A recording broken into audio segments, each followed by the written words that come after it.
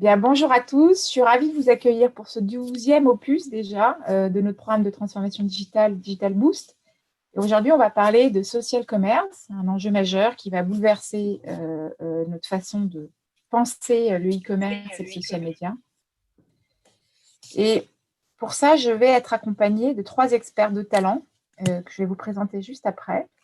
Ce que je vous propose, simplement, c'est de se rappeler les grandes thématiques et vous rappeler que vous avez l'ensemble des replays qui sont disponibles sur une chaîne YouTube. On vous renverra le lien si nécessaire. Si vous ne l'avez pas déjà, n'hésitez pas à contacter l'équipe du défi en direct. On va vous envoyer ça par l'outil conversationnel. Donc, on a parlé de SEO, on a parlé de brand content, on a parlé de pricing, on a parlé de growth hacking, on a parlé d'efficacité digitale, voilà, et aujourd'hui, on va parler de social commerce. Avant de démarrer, de vous présenter l'ensemble des experts qu'on a fait venir, je voudrais passer la parole à Clarisse, qui va vous présenter le programme et puis surtout le rôle du défi. Clarisse, à toi de jouer. Merci, merci à toutes et à tous. Alors, je voudrais saluer parce qu'on a une délégation extrêmement importante de la Fédération du prêt-à-porter féminin, dont son président Pierre-François Lelouette. Donc, merci d'être là et de participer. Et également une représentation, j'allais dire, une participation d'Hervé Huchet, donc de la Fédération du prêt-à-porter masculin. Alors, quelques mots. Le défi est le comité professionnel de développement économique de l'habillement et c'est la principale plateforme de financement de cette filière. Nous intervenons à différents niveaux. Tout d'abord pour aider les créateurs d'avant-garde. Nous en aidons à peu près 40-45 par an sur les défilés, des présentations et autour du programme Sphère qui présente de jeunes créateurs aux distributeurs les plus pointus mondiaux lors des Fashion Week. Nous avons un très gros programme que pilotent les fédérations, mais que nous finançons pour aider les entreprises, les marques de mode à s'internationaliser au travers d'aides à des salons, à des missions. Donc 450 à 500 entreprises par an que nous aidons. Nous avons une action également autour de tout ce qui est Made in France avec de soutien pour les façonniers, les fabricants français. Nous avons également une action de financement importante autour de tout ce qui est Paris, capitale de la mode, qui est extrêmement important. C'est un actif immatériel très important en finançant la plateforme digitale de la Fédération de la haute couture et de la mode et en finançant les centres de presse. Nous avons une action également de soutien autour de tout ce qui est RSE. Nous avons financé les plans d'action digitaux lancés par la Fédération du féminin cette année en réponse à la crise pour aider les entreprises et sur un certain nombre de guides et d'actions. Et nous avons effectivement, nous essayons de contribuer à l'acculturation de ce secteur, des marques, aux enjeux digitaux. Et effectivement, quand le premier confinement est arrivé, on a été saisis comme tout le monde, j'allais dire, c'est vraiment un état de sidération. Et on s'est dit qu'il fallait essayer de faire quelque chose. Et on a discuté avec Creative Valley, avec lequel on avait prévu légèrement autre chose, et pour faire ces ateliers dont l'objectif est d'être extrêmement pratique, pragmatique, pour que les gens se saisissent de ce sujet-là. Et nous sommes en train de travailler avec les fédérations pour lancer un appel d'offres cette semaine, je pense, pour un grand programme de formation digitale. Alors, je remercie Creative Valley que j'adore, qu'on connaît depuis longtemps, avec Karel Barkat et surtout Yann Gosselin. Je remercie Elise Desrues de l'équipe du défi qui est là et qui organise ces ateliers avec Creative et qui aussi s'occupe des bulletins e-défi. Je remercie surtout nos 3 expertes, donc Cécilia, Clarisse et Aurélia, je crois, c'est ça? Aurélie. Et Aurélie, et puis alors là, que vous ayez réussi à trouver, je remercie Fatou aussi pour je vais dire le côté technique, mais alors d'avoir réussi à trouver une autre Clarisse, ça c'est Tu sais, effectivement. on se met des petits challenges comme ça. Oui, comme ça. On pourra... Et social commerce, je veux dire, c'est quelque chose qui prend de l'ampleur, qui prend terriblement de l'ampleur et qui a pris terriblement de l'ampleur, notamment en Chine pendant le premier confinement. À vous. Merci encore. Absolument. Merci Clarisse pour ce mot d'introduction. Donc, vous l'avez compris, notre objectif est de rester concret et pragmatique. On va avoir un format un peu particulier aujourd'hui puisque dans l'agenda, on va travailler d'abord, moi je vais prendre un peu plus la parole que d'habitude aujourd'hui et je vais vous redonner quelques perspectives sur quelques grands chiffres mais qui sont importants pour pouvoir mieux comprendre l'avènement du social commerce demain qui est déjà finalement parmi nous.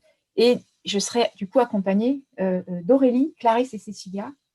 Je vous propose, Aurélie, je vous propose les filles de vous présenter rapidement et voilà, et vous pourrez évidemment les contacter en direct sur LinkedIn ou on pourra aussi laisser vos mails à l'issue de ce webinaire si vous avez besoin d'accompagnement. Aurélie? Oui, bonjour. Moi, c'est Aurélie Moulin, de 3S de Citron. Je suis experte en marketing Instagram principalement, la sphère Facebook, mais mon dada à moi, c'est Instagram. Et donc, du coup, j'accompagne les marques sur le développement de leur activité, leur visibilité et surtout comment faire pour vendre depuis Insta. Donc, voilà, je fais du coaching, je fais de la formation et puis voilà. Super. Clarisse? Bonjour, je m'appelle Clarisse Gradcap. Moi, je suis la fondatrice de Snapology. C'est une agence qui conçoit des activations de marques sur Snapchat exclusivement. Ça fait 4 ans que l'agence existe maintenant. Et donc, mon boulot, c'est d'accompagner tout type de marques sur Snapchat avec tous les formats qui existent pour vous aider à atteindre vos objectifs. Cécilia, à toi. Bonjour à tous, donc moi c'est Cécilia de Digitoucan, donc j'accompagne les marques pour vous aider pour développer votre visibilité sur Pinterest. Donc c'est bien des stratégies ou encore des coachings ou bien des formations. Et voilà, donc au plaisir d'échanger avec vous. Très rapidement, et vous aurez accès à la présentation à l'issue de ce replay. Mais c'est pour vous redonner un tout petit peu de perspective. Je vous ai mis à gauche quelques chiffres sur l'international et à droite sur le marché français.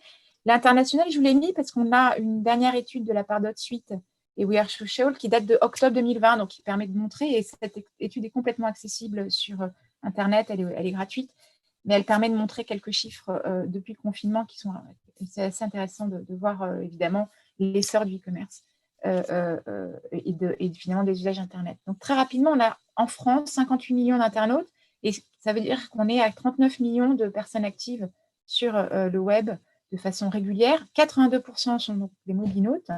Avec le confinement, on a eu un bond de plus de 5% des usages sur le social media, alors que sur la sphère internationale, on est à plus de 12%. Néanmoins, ça reste une croissance extrêmement intéressante.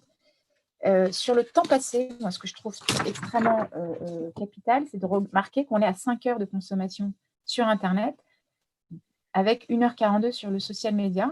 Donc, c'est plus que la télé, puisque la télé, on est encore à 3h20. C'est une moyenne qui reste stable depuis plusieurs années, qui augmente évidemment progressivement, mais qui reste plus ou moins stable. Qu'est-ce que je peux vous dire de très, très intéressant sur la composante des usages? Le mobile, c'est 94% globalement d'équipement aujourd'hui en termes d'écran, alors que le smartphone, c'est 91%. L'ordinateur, 83%. Et la tablette, 49%. Juste derrière, on a les consoles de jeux vidéo, si jamais. Et puis, petit à petit, on a tous les objets connectés qui montent, comme les montres, les bracelets connectés, autour de 12%. Voilà. Je ne vais pas aller beaucoup plus loin, mais les casques de réalité virtuelle, par exemple, c'est presque 4% de la population internaute. Donc, ça reste intéressant de l'avoir en tête. Vous voyez, je vais aller très, très vite. Hop, je change tout de suite de slide. Sur la partie, finalement, social media, ce qu'il faut retenir, hein, vous avez vu, on a parlé de 39 millions qui sont actifs sur le social media. 1% des internautes, globalement, plus 5%, je vous l'ai dit. Et finalement, dans le ranking, on est toujours sur le top 3, YouTube, Facebook et Messenger. Instagram, qui est 4e aujourd'hui, avec 47% des usages. WhatsApp et Snapchat. Voilà. Pinterest tire bien son épingle du jeu puisqu'il est à presque 30%. Et TikTok, ça reste encore léger, puisqu'on est autour de 10%. C'est des chiffres qui datent de janvier 2020, donc ils vont forcément être gonflés avec le confinement, mais c'est intéressant de le garder en tête. Et si vous regardez sur les usages des réseaux sociaux parmi toute la population, eh bien, sur le marché français, il y a très clairement une prédominance entre les 18 et 45 ans, quoique les 45-54 ans restent sur une moyenne assez bonne. Ce qui est très intéressant de voir sur le marché international, et je ne vous l'ai pas mis là, c'est que, en fait, le confinement a été chercher des populations plus seniors en termes d'usage, et notamment rurales. Et donc, vous allez avoir finalement une harmonisation, voilà, de ces moyennes marchés-là. Voilà. Donc, je m'arrête, je ne vais pas beaucoup plus loin sur les social media. Et après, il reste le e-commerce, où est-ce qu'on en est, des usages, etc. Je pense que vous pourrez prendre le temps qu'il faut pour relire ces chiffres-là. C'est toujours bien de les avoir en tête. Maintenant, voilà, 22% recherchent un produit ou un service avant d'acheter. Vous avez quasiment l'ensemble des tranches de la population aujourd'hui qui sont sur le e-commerce, enfin, qui font des achats en ligne. Voilà. Je ne vais pas passer beaucoup plus de temps, mais tout ça pour vous dire qu'aujourd'hui, on n'a pas de chiffres sur du social commerce pur, mais on voit bien qu'il y a un boom global avec le confinement. Hop, je vais donner la main juste après aux équipes expertes par réseau, mais on voit bien qu'il y a un boom très clairement des usages, que ce soit e-commerce et social media, et que des comportements qui peuvent venir des plateformes asiatiques, en tout cas des terrains asiatiques, globalement, vont commencer petit à petit à bouleverser. Et puis, on va commencer à avoir des chiffres sur ce sujet-là. Voilà. Instagram, Aurélie, raconte-nous rapidement pour redonner Oui, alors Instagram, que vous connaissez évidemment, c'est 1 milliard d'utilisateurs actifs mensuels, dont 500 millions aujourd'hui dans les stories, 500 millions d'utilisateurs quotidiens. Alors, ces chiffres, ils datent quand même d'il y a 2 ans, il faut savoir. On n'a pas de chiffres plus récents que juin 2018. Bon, voilà, donc on imagine que c'est plus élevé aujourd'hui, mais voilà, ce ne sont pas des chiffres très récents. On a 70% des utilisateurs qui ont moins de 34 ans, donc on est sur une cible qui est quand même assez jeune, qui n'est pas la plus jeune de tous les réseaux sociaux, mais quand même. Un temps passé sur l'application qui est de 53 minutes par jour, donc qui est énorme, qui est quand même derrière Facebook. Et par contre, on a toujours l'habitude de comparer Instagram et Facebook. Donc, juste ce qu'il faut retenir, si vous êtes sur Facebook aujourd'hui, c'est que Instagram vous génère nettement plus d'interactions, même si vous avez moins d'utilisateurs, moins d'abonnés. Donc voilà, c'est le réseau social qui nécessite moins de publications, donc moins d'efforts au niveau de la création de contenu. Mais par contre, en termes de retombées sur les interactions et sur le fait de combien on touche de personnes en organique uniquement, je parle d'un organique, je ne parle pas du payant, eh bien, on est à 22 fois plus élevé sur Insta que sur Facebook. Donc voilà, pour les chiffres. Super. On a... Hop, j'avance. Hein, on va démarrer avec ces chiffres-là, et puis après, on va rentrer dans les exemples plus concrets. Clarisse, sur Snapchat ? Alors, sur Snapchat, rapidement, je voudrais aussi préciser une question d'usage, parce que c'est un réseau social qu'on connaît un petit peu moins que les autres. En termes d'usage sur Snapchat, on ne va pas faire de l'organique puisqu'on n'a pas de feed à proprement parler, et on n'a pas de contenu à poster tous les jours qui va rester, puisque tout est éphémère. Donc, c'est pas un effort en fait qui va être fait sur le quotidien pour aller engager une communauté de cette façon-là. Il y a plein d'autres façons d'engager la communauté. On le verra un petit peu tout à l'heure. Juste très rapidement sur les chiffres, je vous ai mis ce sont des chiffres France uniquement. Moi, je me concentre uniquement sur le marché France. Je vous ai mis des chiffres d'audience, notamment pour préciser que il y a quand même 86% des utilisateurs qui sont majeurs, parce que très souvent on imagine que ce sont que des très jeunes sur Snapchat. Alors oui, il y a des très jeunes. On va toucher 90% des 13-24 ans sur Snapchat en France. Donc la grande majorité des très jeunes sont quasiment tous sur Snapchat, mais après, en termes d'audience, l'audience de Snapchat, c'est plutôt les 18-34 ans. Voilà ce qu'on peut en dire avec beaucoup d'ouvertures, une trentaine d'ouvertures par jour, 45 minutes passées. Donc voilà, pour résumer rapidement les usages de Snapchat. D'accord. On me fait signe qu'il y a des problèmes de micro. On entend des micros qui parasitent le son. Est-ce que c'est toujours le cas? N'hésitez pas à me le signaler. En tout cas, mettez-vous bien en mute si nécessaire. Merci Clarisse, excuse-moi. Moi, je me permets de rappeler que ce qui est très intéressant sur Snapchat, c'est qu'on a une audience publicitaire extrêmement captive et elle fait partie, comme Facebook, étonnamment, dans les derniers chiffres qui sont sortis, finalement, de réseaux très puissants en matière de visibilité. Sur Pinterest, Cécilia. Oui. Donc un petit focus sur Pinterest, donc un petit retour aussi sur l'usage de Pinterest. Sur Pinterest, on est là pour trouver de l'inspiration. On consulte, on prend le temps, c'est un petit peu son journal intime où on va collecter des idées. Et donc vous, l'idée, c'est de faire partie finalement de la wishlist en fait, des utilisateurs sur Pinterest. Si on regarde les chiffres, on a 17 millions d'utilisateurs actifs par mois en France. Par rapport aux chiffres du confinement, on a eu 30% d'activité supplémentaire. Au premier confinement, je n'ai pas les chiffres sur ce confinement actuel. Ensuite, au niveau des secteurs sur Pinterest, souvent on me dit « Ah, mais il n'y a que des recettes sur Pinterest, etc. » Donc, je voulais faire un rappel que sur les top 5 des secteurs sur Pinterest, le deuxième, c'est donc la fashion, donc mode et accessoires. Pour revenir sur l'audience de Pinterest, donc, on arrive à 57% des personnes qui ont entre 18 et 34 ans. Donc, ce n'est...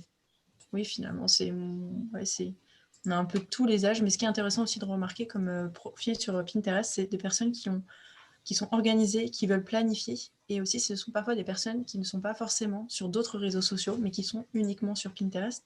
Pourquoi ? Parce qu'ils considèrent Pinterest qui n'est pas vraiment un réseau social. D'ailleurs, la plateforme se définit comme un moteur de recherche visuelle. Donc, c'est plus... faut voir Pinterest comme, finalement, son SEO, comme sur Google, mais avec des images.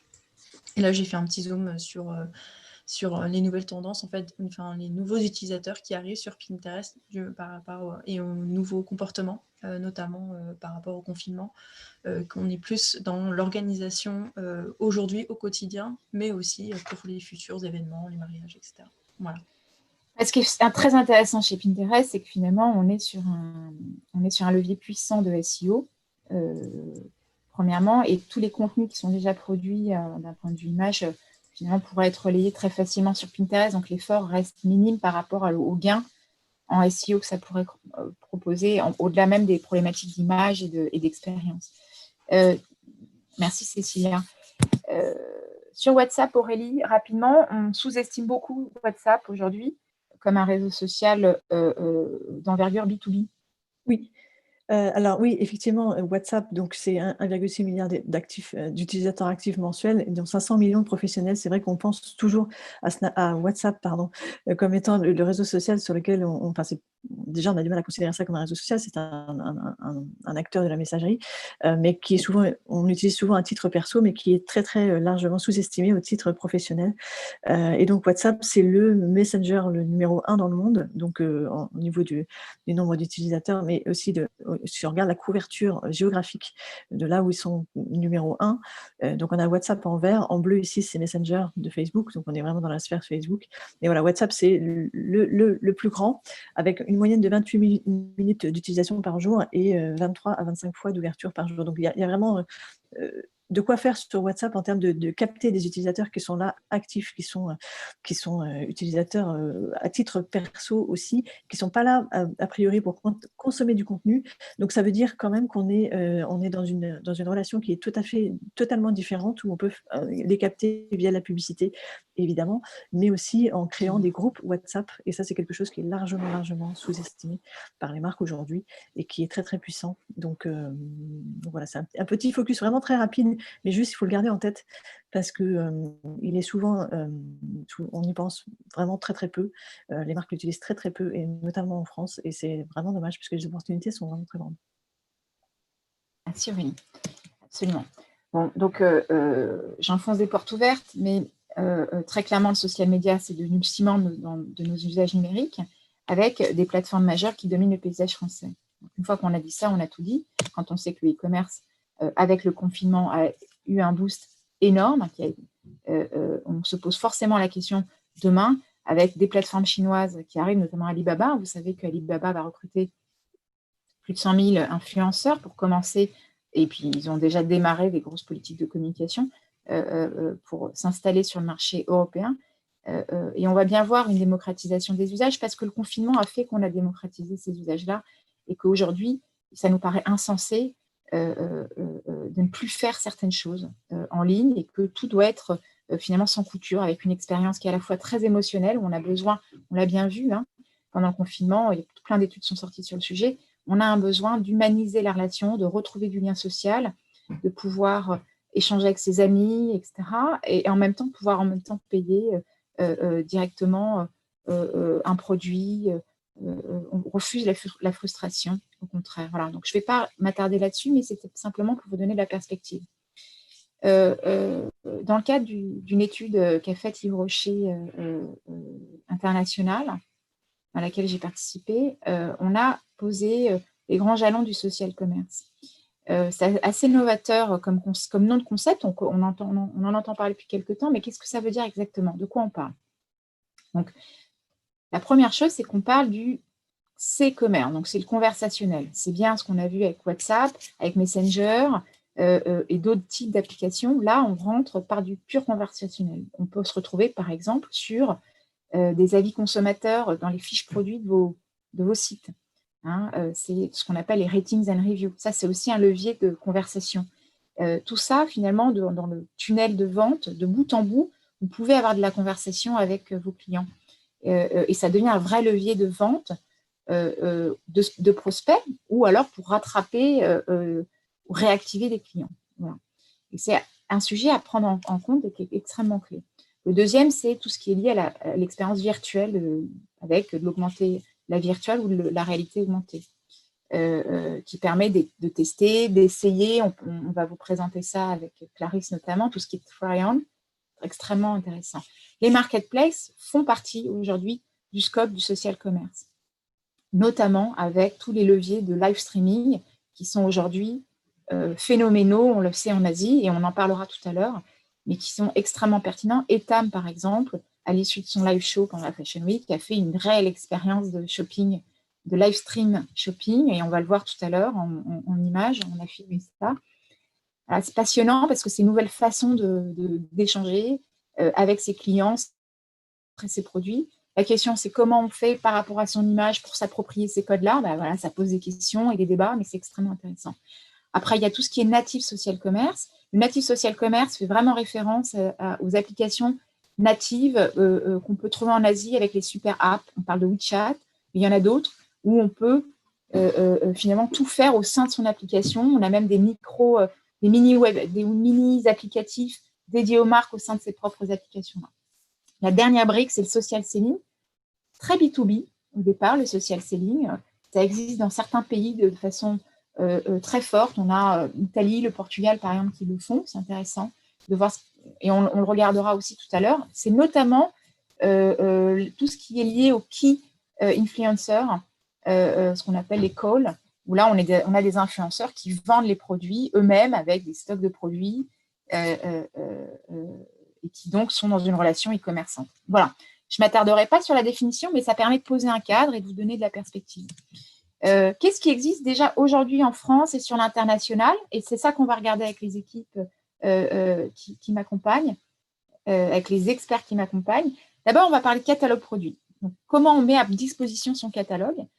Quels sont les dispositifs publicitaires qui permettent de booster l'e-commerce ou qui permettent de générer du... C'est encore tôt pour parler de social commerce, mais qui permettent de renvoyer très rapidement vers la fiche produit. Voilà, on a des dispositifs assez spécifiques de brand content qui sont des prémices de social commerce. Évidemment, la réalité augmentée, la reconnaissance d'images sont des leviers aujourd'hui avec ces nouvelles technos qui permettent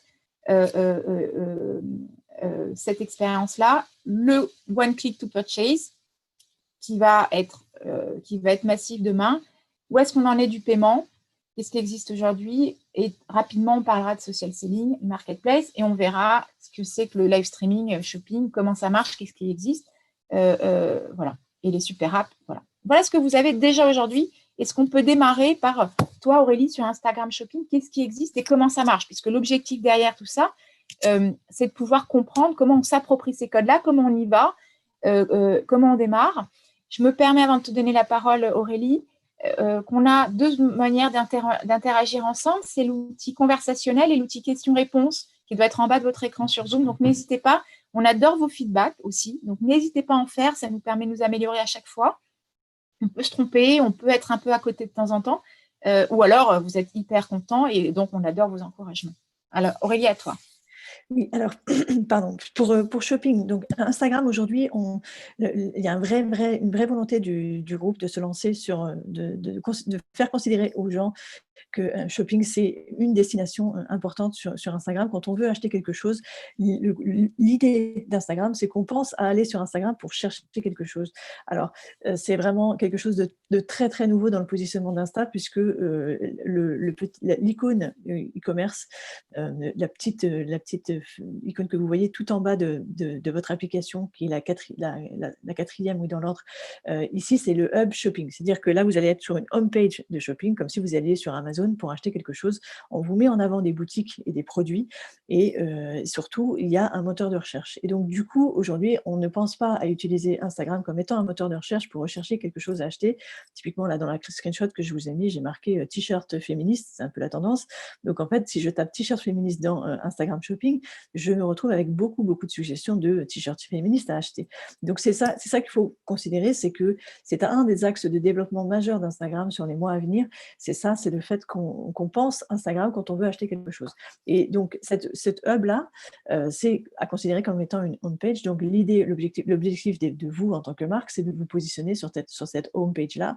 Donc, comment on y va? Eh bien, on y va en créant sa propre boutique sur Instagram. Donc, techniquement, ça passe par le catalogue Facebook qui est lui-même auto-alimenté par votre boutique, par votre système de vente en ligne.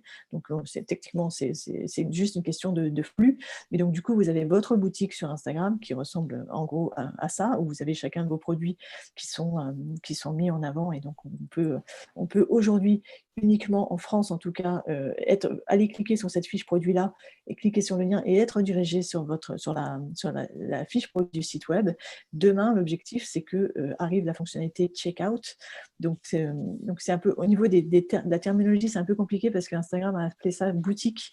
Donc, du coup, c'est Instagram boutique et vous aurez la possibilité d'acheter tout en restant au sein de l'application Instagram. Ce qui se passe aujourd'hui, c'est que quand on veut acheter depuis Instagram, on doit cliquer sur un lien qui nous redirige vers le site web. Qu'est-ce qui se passe? On est sur Instagram, c'est une audience 100% mobile, donc on arrive sur un site web mobile qui est plus ou moins long à charger, où il y a les pop-up de consentement de la RGPD qu'il faut cliquer oui, non, éventuellement des pop-up où vous avez l'abonnement à la newsletter qui s'affiche. Il faut créer son compte, quand on n'est pas déjà client, il faut créer son compte de client sur le site web mobile, il faut renseigner son adresse de livraison, il faut renseigner ses coordonnées bancaires, donc les coordonnées de la carte bleue, tout ça prend un temps fou. Et donc, c'est autant de minutes passées qui font qu'au fur et à mesure que le temps passe, eh bien, les gens quittent le process d'achat. Et l'objectif d'Instagram, c'est de faire en sorte qu'en 2 clics, on puisse acheter tout simplement parce qu'on aura pré-rempli tous au sein de notre application Instagram nos coordonnées bancaires et notre adresse de livraison, ce qui est aujourd'hui déjà possible dans Instagram. Quand vous ouvrez Instagram, vous allez dans les paramètres, vous avez déjà la possibilité de rentrer tous ces éléments-là. Donc, du coup, ce que va faire cette fonctionnalité-là, c'est augmenter de façon astronomique le taux de conversion du trafic, le trafic qui est sur Instagram, votre audience captive qui est sur Instagram, vos prospects vont pouvoir acheter en un clic, alors que jusqu'à maintenant, même si vous arriviez à les intéresser à vos produits, à faire en sorte qu'ils cliquent sur votre fiche produit et qu'ils atterrissent sur votre site web, il y avait tout un tas de freins techniques qui allaient faire qu'ils n'allaient pas acheter. Et donc ça, voilà, c'est l'objectif, c'est de raccourcir au maximum le temps passé, les étapes passées pour pouvoir acheter. Donc Instagram boutique, checkout ou shops, la manière dont vous allez le trouver, parce que ça s'appelle un peu partout de façon différente, c'est cette possibilité d'acheter directement. C'est aujourd'hui actif aux États-Unis pour tous les types de produits. Donc ça a été en bêta pendant plus d'1 an et maintenant c'est ouvert et on attend l'arrivée incessamment sous peu de cette fonctionnalité-là en Europe et en France notamment. Il n'y a pas de date d'annoncer, il y aura un jour, on va nous annoncer, voilà, c'est ouvert, c'est possible pour tout le monde et ça peut être demain, comme dans une semaine, comme dans un mois. Ça risque de venir quand même assez rapidement. L'objectif, c'est qu'Instagram gagne quoi au passage? Une commission sur la conversion, voilà, tout simplement. Ils se prennent une petite commission au passage et voilà. Et Aurélie, donc ce qu'on dit, c'est qu'on a un catalogue à charger qui peut être via un flux XML ou via un Excel, c'est ça? Oui. Donc, c'est assez facile. la grande nouveauté, parce que ça existe déjà, mais la grande nouveauté, c'est quand même le référencement. C'est-à-dire que du coup, il va falloir réfléchir à la manière d'appeler ces produits pour être bien référencés par rapport aux requêtes d'Instagram. Et ça, on ne sait pas encore comment ça va fonctionner. Effectivement. Et là, du coup, Instagram a Le annoncé grand retour du SEO dans les réseaux sociaux. Ouais. Et Instagram a justement annoncé la semaine dernière la possibilité maintenant de rechercher dans l'application, non pas uniquement par hashtag, si vous êtes un utilisateur si vous utilisez Instagram souvent, quand vous cherchez quelque chose, si vous cherchez un mot-clé, vous ne pouvez pas chercher en tout cas, pour l'instant, ce n'est pas encore possible en France, mais on ne pouvait pas chercher par mot-clé uniquement. À chaque fois qu'on écrivait quelque chose, ça se transformait en hashtag. Donc, si vous voulez chercher t-shirt féministe dans Instagram, alors pas dans la partie shop, mais dans la partie contenu, ça se transformer en t-shirt féministe, tout simplement. Et maintenant, donc ça, c'est déjà encore une fois ouvert uniquement aux US, on va pouvoir chercher par mots-clés. Et effectivement, ça veut dire que les fiches produits, il va falloir les optimiser par mots-clés, tout simplement. Donc, tout ce qu'on sait du SEO, ça s'appliquera aussi à Instagram. Mais normalement, c'est déjà pensé, puisque c'est le XML de votre boutique Shopify ou autre, qui est déjà a priori optimisé avec des mots-clés. Mais là, sachez que si vous l'avez bien fait pour votre site web, eh bien, vous allez pouvoir dédupliquer cette portée-là, l'impact que vous allez avoir, la visibilité que vous allez avoir sur Instagram. Vous allez pouvoir aussi faire travailler votre SEO que vous avez déjà par ailleurs travaillé. Il va aussi être positif pour vous au sein d'Insta. Donc ça, c'est vraiment très, très important. Super. Merci Aurélie. Tu voulais, là, il y a quelques exemples supplémentaires. Au niveau de à quoi ça sert, d'avoir cette boutique, donc ça veut dire qu'à chaque fois que vous publiez sur le fil d'actualité ou en stories, vous pouvez, quand vous mettez en avant un produit, vous pouvez le taguer. Donc voilà, ce tag-là, ça vous permet d'identifier le produit. Et les gens qui ont l'habitude d'utiliser Instagram, eh bien, cliquent sur ce petit tag-là qui va vous permettre de rediriger vers la fiche produit. Donc ça, c'est possible aujourd'hui sur le fil d'actualité, dans les stories. Et demain, là, c'est actuellement en déploiement sur Reels. Donc là, c'est un exemple de Jacques Mus qui a déjà accès à cette fonctionnalité-là. Donc Reels, qui est le nouveau format d'expression sur Insta qui est arrivé il y a quelques mois. Et bien en fait, ça, c'est pas encore aujourd'hui ni sponsorisable, ni on peut pas faire du pub à l'intérieur, et en tout cas, tout le monde ne peut pas encore taguer ses produits. Mais c'est en train d'arriver, puisqu'on a déjà quelques marques qui ont accès. Donc voilà, l'objectif, c'est qu'à chaque fois qu'on parle d'un produit, qu'on le montre, eh bien, on puisse rendre accessible sa fiche produit, tout simplement, depuis Insta. D'accord. Moi, ce que j'ai compris globalement d'Instagram, pour le suivre de très près, c'est que plutôt on est sur les dernières évolutions, mieux c'est pour les prochaines évolutions. Tu es d'accord avec ça? Oui, effectivement. Toutes les nouveautés qui sortent, il faut absolument les adopter au plus vite, puisque si on les adopte plus vite, Instagram déjà va nous mettre en avant beaucoup plus que les autres dans tout ce qui est Explorer, fil d'actualité, parce qu'en fait, les nouvelles fonctionnalités, ils veulent absolument qu'elles soient utilisées, évidemment. Donc pour qu'elles soient utilisées, ils vont les montrer plus à leurs utilisateurs. Donc si vous êtes sur Insta et si vous ne faites pas de Reels, c'est assez dommage, parce que vous perdez la possibilité d'être exposé de façon beaucoup, beaucoup plus importante à vos abonnés, et surtout aussi à des personnes qui ne vous connaissent pas déjà, puisque là, on est sur un format notamment qui met beaucoup l'accent sur la découvrabilité et le buzz. Donc la partie, là, pour le coup, mise en avant dans l'Explorer est juste extraordinaire. Il est très, très fréquent d'avoir beaucoup plus de vues sur un Reels que du nombre d'abonnés que l'on a. Donc ça, c'est très rare sur Insta de faire le buzz et d'avoir des impressions ou des vues en nombre plus important que le nombre d'abonnés que l'on a. Donc ça veut dire qu'on peut se faire connaître vraiment de façon très, très importante à une audience captive, évidemment, et intéressée si on utilise ce format-là. Donc il faut vraiment adopter les nouveautés dès qu'elles sortent, dès qu'on peut. Super. On a une question de Tan. Comment fonctionne Instagram Shopping? Est-ce qu'il y a un abonnement? Quels sont les coûts? Est-ce que tu as déjà des réponses? Alors aujourd'hui, c'est gratuit, en fait, tout simplement. Il suffit juste de plugger son flux XML depuis sa boutique, de le faire communiquer avec la boutique Facebook, qui elle-même va permettre de taguer les produits dans Instagram Boutique ou Instagram Shopping. Donc en fait, c'est gratuit. Et simplement, il y a juste un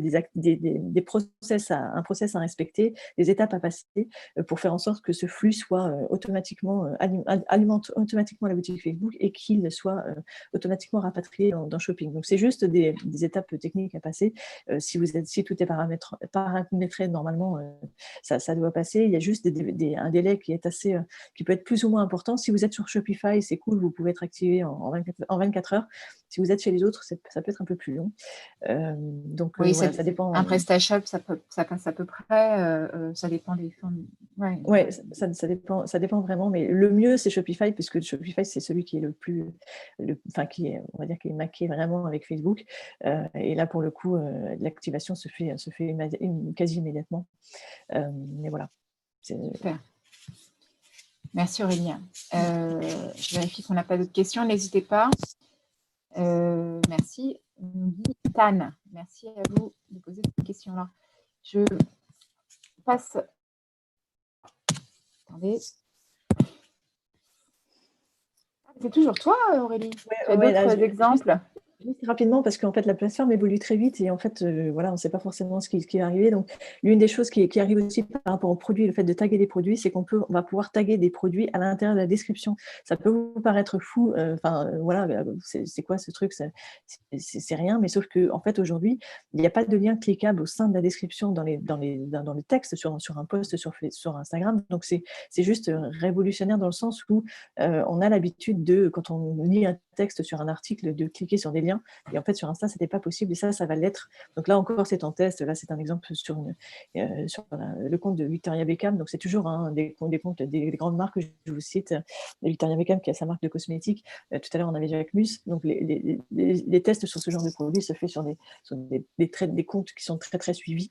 Mais c'est juste pour avoir un minimum de volume d'activité pour voir si ça fonctionne. Donc là, l'idée, c'est d'avoir, au lieu de cliquer sur une image, on clique sur le texte. Donc, voilà, c'est l'importance aussi de ramener le texte ici et taguer des produits au sein d'un live. Ça aussi, c'est pas possible quand on fait, nous, en tant que marque, un live sur Instagram. Mais par contre, ça l'est déjà pour quelques-uns, mais avec un influenceur, c'est-à-dire que si vous faites une campagne avec un influenceur, l'influenceur va pouvoir parler de votre produit et rendre disponible le fait d'acheter ce produit en taguant, en mettant en avant dans l'image, voilà, le fait d'ajouter au panier. Donc ça, là, si je vous parle d'ajouter au panier, ça veut dire que c'est la fonctionnalité de checkout, encore une fois. Et donc, du coup, ça veut dire que tous les éléments des plateformes d'expression d'Instagram, que ce soit Reels, que ce soit le live, que ce soit les stories, que ce soit le fil d'actualité, tout est taggable et l'idée, c'est de rendre accessible en un clic le produit, de l'ajouter dans son panier et de l'acheter tout simplement en un clic sur Insta.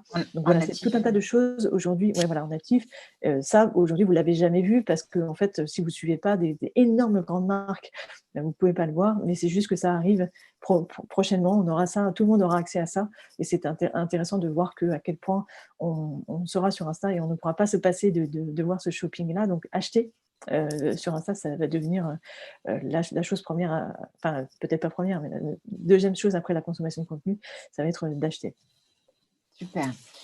Très clairement, ça renforcera le rôle des influenceurs. Audrey nous pose une question. Bonjour Aurélie, ma question n'est pas vraiment liée à la vente sur Insta, mais est-ce que vous saurez peut-être y répondre? Sur mon compte professionnel, je ne peux accéder aux stickers musique et contactez-moi en story. Oui. Alors est-ce que je peux y accéder en compte perso? Vous savez pourquoi les stickers varient comme ça? Alors, c'est vraiment un hasard, un coup de pas de chance. C'est-à-dire que tout le monde n'a pas accès à tout et en fait, c'est impossible que voilà, on ne peut pas c'est un hasard. Instagram ne déploie pas toutes ses fonctionnalités à son milliard d'utilisateurs en une fois. Ça arrive progressivement. Il se peut que vous ayez accès aujourd'hui et que demain, vous y ayez plus accès. Moi, j'ai 10 comptes Insta et par exemple, j'ai la musique sur 9 comptes, mais pas mon compte 3S de Citron, par exemple. C'est vraiment pas de peau. Mais en fait, on ne peut rien faire pour l'activer. Il y a des petites astuces qui permettent de passer en compte créateur et tout ça, mais ça ne sert à rien, ça ne dure pas. Donc, c'est juste une question de pas de chance, malheureusement. Et le petit contactez-moi dont vous parlez, il disparaît progressivement de tous les comptes. Je pense qu'il ne va plus exister du tout. C'est un sticker qui a été déployé cette année, mais qui n'a pas pris, que personne n'a utilisé, donc il est en train de disparaître. Je pense que plus personne ne l'aura. Mais okay. Voilà, c'est juste une question de pas de chance, malheureusement. Très bien.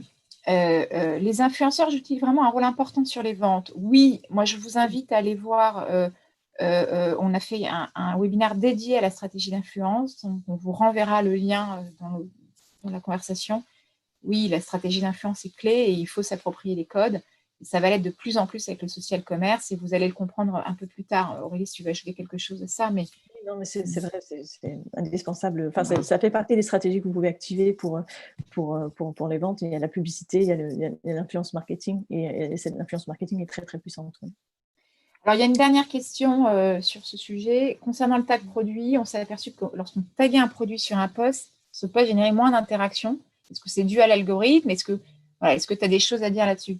Oui, il y a beaucoup de personnes qui remontent ça. C'est vrai que c'est vrai que ça a été prouvé. Alors Instagram, évidemment, ne le reconnaît pas officiellement. Ça a été prouvé. La seule chose, c'est que maintenant, avec l'arrivée de cette hub shopping, eh bien, en fait, la visibilité que vous n'aurez pas en organique dans le fil d'actualité, vous l'aurez dans la partie boutique, enfin la partie shopping.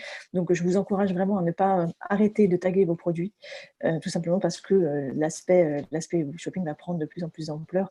Mais effectivement, ça a été constaté, n'est pas reconnu par Instagram. Top. Une dernière question, hein, mais finalement, ce que tu dis, c'est que l'ensemble des fonctionnalités d'Instagram ne sont pas accessibles à tous. C'est ça que je retiens. Donc, ça peut être Reels, ça peut être des stories, enfin, pas des stories, mais du tag produit, du contactez-moi, de la musique, etc. Donc, ça, il faut le comprendre. Il faut persévérer. Il faut parfois aussi télécharger la dernière version, revérifier ses paramètres. Hein, tout ça, ça fait partie de choses qu'il faut vérifier régulièrement. Et signaler Instagram. Pour la partie musique, par exemple, il y a beaucoup de gens qui ont harcelé Instagram. Alors, signaler tous les jours pendant des semaines, j'ai pas la musique, je veux la musique. Ils ont fini par m'obtenir comme ça.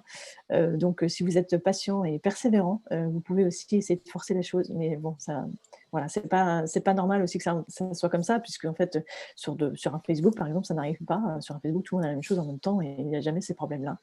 Mais voilà, c'est Instagram qui est particulier sur ce point. On a une question de la part de Mathias.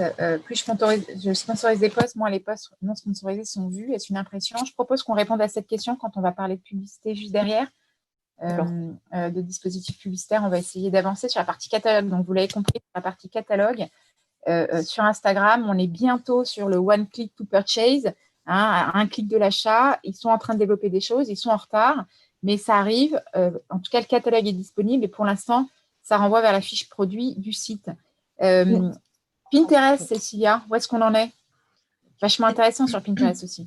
Exactement, du côté de Pinterest, en fait, il faut bien comprendre que Pinterest a toujours voulu justement intervenir dans la phase inspirationnelle et de découverte dans le tunnel de vente, en fait, dans le processus d'achat d'un utilisateur. Donc, il est toujours entré dans cette phase de, je vais lui proposer des solutions, de l'inspiration pour qu'il puisse se guider, s'orienter pour son futur achat. Donc, le catalogue Pinterest, il existe depuis maintenant un peu plus d'1 an. Et on peut retrouver donc là ici le compte Pinterest de Ralph Lauren où en fait on va voir qu'ils ont pu synchroniser. C'est comme en fait si vous le faites bien sur Instagram, vous pourrez le faire aussi sur Pinterest, c'est-à-dire créer un flux produit, le synchroniser. Et j'ai aussi la même particularité, c'est-à-dire que Shopify ça se fait plus facilement avec Shopify si vous avez un site Shopify. Donc, on peut avoir donc, son feed product. On peut aussi créer des collections. Je veux bien que tu t'appuies sur Play si c'est possible. On a beaucoup d'e-commerçants qui sont sur cette plateforme. Hein. Donc là, on peut voir le profil de ce compte Pinterest. Donc, on voit des collections. Il a créé, il a enregistré plusieurs produits sous le même tableau. Donc, l'idée, c'est de répertorier un ensemble de produits qui pourraient par la suite taguer aussi sur d'autres épingles. Ça, c'est que du bonus en SEO, c'est-à-dire que chaque fiche produit booste la page produit, quoi. Hein. Chaque fiche produit booste la... C'est du lien entrant, là, pur. Non, pas forcément. En fait, ce qui est intéressant par rapport à Pinterest, c'est que si on tape sur Google, en effet, je sais pas, t-shirt blanc, il se peut que vos tableaux, vos épingles soient en avant-première, en fait, sur les résultats de Google. Après, en termes si je parle de technique et de SEO, ce n'est pas du netlinking pur et dur. Certes, c'est référencé, mais on ne voit pas que des liens pour votre profil, hormis le lien qui se trouve sur le compte en fait, Pinterest, votre compte. Comme tout compte sur les réseaux sociaux, on a un lien. Donc, ça occupe l'espace de entre guillemets, de la première page de résultats Google, qui est quand même finalement la première homepage de n'importe quel site e-commerce, en France en tout cas. Ça permet d'occuper l'espace. C'est une bonne façon de relayer potentiellement. Très bien. D'ailleurs, je vous incite à taper des mots-clés autour de vos produits. vous verrez que certains, vraiment, il y a par exemple, je pense notamment au do-it-yourself, qui est encore plus le cas. Aujourd'hui, si on tape crochet, tuto, enfin, ou guide automne, style guide automne, je suis sûre qu'on va arriver sur des résultats sur Pinterest, parce que c'est de l'inspiration, parce que c'est des images. On arrive à avoir des idées de cette façon. Donc là, on arrive sur un autre compte Pinterest, le dernier visuel, où en fait, on arrive directement sur le feed product. Il me semble que c'est le feed de Fabletics. Et eux qui ont décidé en tout cas pas encore, de créer de collections. J'aime bien la slide suivante. Oui, absolument. Moi, je trouve ça intéressant, notamment sur la partie vintage aussi. Attendez, excusez-moi, j'essaie de... Voilà. Ensuite, sur Pinterest, on a vraiment beaucoup de façons en fait, de mettre en avant ces produits. Ici, on va avoir l'opportunité de créer des épingles Shop the Look. C'est un peu le même système finalement que sur Instagram. Si vous connaissez, c'est plus ce type de publication. On va avoir une publication principale. Regardez bien à gauche, on a le style. En fait, on a la personne dans un environnement. Et ensuite, on va avoir 3 images qui vont montrer, en fait, c'est plutôt, on va dire, la fiche produit, finalement, du produit, donc de l'image. Et donc, à partir de là, on peut voir concrètement sur ce style, c'est un style, une ambiance, un style, pardon. Je veux ces chaussures, et ensuite, on va pouvoir mettre en avant, finalement, une épingle qui renvoie vers la fiche produit du site. Oui, c'est vrai que j'aurais dû le préciser, mais pour ceux qui n'utilisent pas forcément Pinterest, une publication, une épingle sur Pinterest est égale un lien. Donc, chaque épingle renvoie vers votre site internet, soit vers la fiche produit, soit vers une catégorie. Peu importe, ça, c'est à vous de le rentrer. Et donc, les fiches produits aussi prennent, normalement, si c'est bien fait, etc., prennent aussi le nom de vos fiches produits. C'est-à-dire qu'en synchronisant votre catalogue, c'est exactement la même chose sur Instagram. Vous allez déjà avoir le nom de vos produits, etc., le prix, la disponibilité. Et encore une fois, où est-ce qu'on peut voir les épingles produits? C'est quand on recherche un look en particulier. Par exemple, là, j'ai descendu un peu plus bas, j'avais tapé robe rouge chic. J'ai cliqué sur une des épingles. Et ensuite, on me propose plus d'épingles issues de cette personne en question. Donc, encore une fois, on veut vraiment inspirer en fait, la personne qui est en train de chercher des idées. Pinterest, c'est très, très sous-employé en France, par les marques, alors qu'il y a un vrai potentiel très complémentaire, effectivement, business. Donc, je clique. C'est quoi la différence entre Shop the Look et la site que tu nous as montrée juste avant, le catalogue? Alors, le catalogue, vraiment le look versus fiche produit, c'est ça? Pas forcément, parce que dans les fiches produits, on peut retrouver aussi des photos avec, en cours de consommation, les produits en cours de consommation. Là, on est vraiment sur l'aspect, tout à l'heure, le catalogue, en fait, c'est vraiment sur le profil du compte Pinterest. Alors que le Shop the Look, les épingles aussi peuvent se retrouver dans les résultats, etc. Mais là, c'est vraiment c'est une épingle qu'on va d'abord télécharger la première image principale. Donc ici, ça correspond à la deuxième image qu'on peut voir. Ensuite, on va affiler, on va rattacher en fait des produits qui se trouvent sur cette image. Donc là, finalement, en une épingle, j'en ai 4. Super, c'est du brand content complémentaire. Super. Super, super. Merci, Cécilia. Là, tu nous montres un exemple du... Oui, donc il y a des nouvelles fonctionnalités qui sortent sur Pinterest, et donc l'une d'entre elles, je l'ai mis, en fait là c'est une screenshot d'un PC, parce que généralement ils développent ça dans un premier temps sur PC et ensuite sur mobile, et on voit qu'ils vont proposer des filtres et des options de recherche supplémentaires sur le catalogue, justement parce que on a un grand fil, on a beaucoup de produits, on va faciliter finalement la découverte des produits aux utilisateurs. Donc là, aujourd'hui, pour l'instant, c'est vraiment... il y a encore peu de comptes qui disposent de cette fonctionnalité. Mais c'est déjà disponible en France? C'est ça que tu dis? Oui, c'est disponible en France. Oui, carrément. Le catalogue, la synchronisation du catalogue, c'est disponible en France. Tout comme Instagram, pour l'instant, c'est pas possible d'acheter sur la plateforme, mais c'est plutôt... On a 2 clics, en fait, de la fiche produit. Super. C'est vachement intéressant de voir à la fois ces marketplaces, Amazon et Alibaba, qui se socialisent en mettant des live streams, et à l'inverse, des plateformes sociales qui se e-commercisent, je ne sais pas si on peut le dire, j'invente des mots, mais on est vraiment à la frontière de tout ça. Qui demain remportera la première position, on verra, mais c'est extrêmement, extrêmement intéressant. Encore un autre sujet pour toi? C'est ça. Donc, le catalogue sur Pinterest, où est-ce que vos épingles apparaissent? Eh bien, c'est donc on est bien sur l'organique, dans les résultats de recherche sur Pinterest, par exemple. C'est vraiment un endroit où on va chercher des informations, comme on peut le faire sur Google, mais on s'attend à une réponse visuelle. Et donc là, par exemple, on va taper robe. Là, j'ai tapé idée robe de soirée. Ces résultats vont apparaître dans les résultats de recherche, dans les contenus similaires, j'en ai parlé tout à l'heure. Dans l'accueil, c'est le feed global où en fait on retrouve toutes ces idées en lien avec ses centres d'intérêt, en lien avec les recherches précédentes de l'utilisateur, mais aussi du fil d'actualité aujourd'hui, qui est une nouvelle catégorie qui est sortie, une nouvelle fonctionnalité qui est sortie pendant le premier confinement, où en fait là c'est Pinterest qui fait de la curation et qui va proposer autour de thèmes plusieurs épingles. Et donc là, c'est ultra intéressant de faire partie de ces thématiques, de faire partie des épingles qui sont mises en avant finalement par Pinterest. Et là, en ce moment, on a le guide sur les cadeaux de Noël et on a la mise en avant de plusieurs produits. Donc ça, c'est sans rien faire, entre guillemets. C'est le fait d'être présent sur Pinterest et de proposer des produits qui répondent à un besoin à un moment donné. Super. On a une question de la part de Raoufi. Les influenceurs ne sont-ils pas plutôt des créateurs d'audience? L'influence véritable sur les tendances, les ventes sont davantage du ressort des artistes leaders d'opinion sportifs. Voilà, il y a débat chez les grands annonceurs. On va avoir, si je peux me permettre, je te laisserai y répondre si tu le souhaites, Cécilia. Ce qui est très clair, c'est on va avoir des influenceurs de plus en plus forts.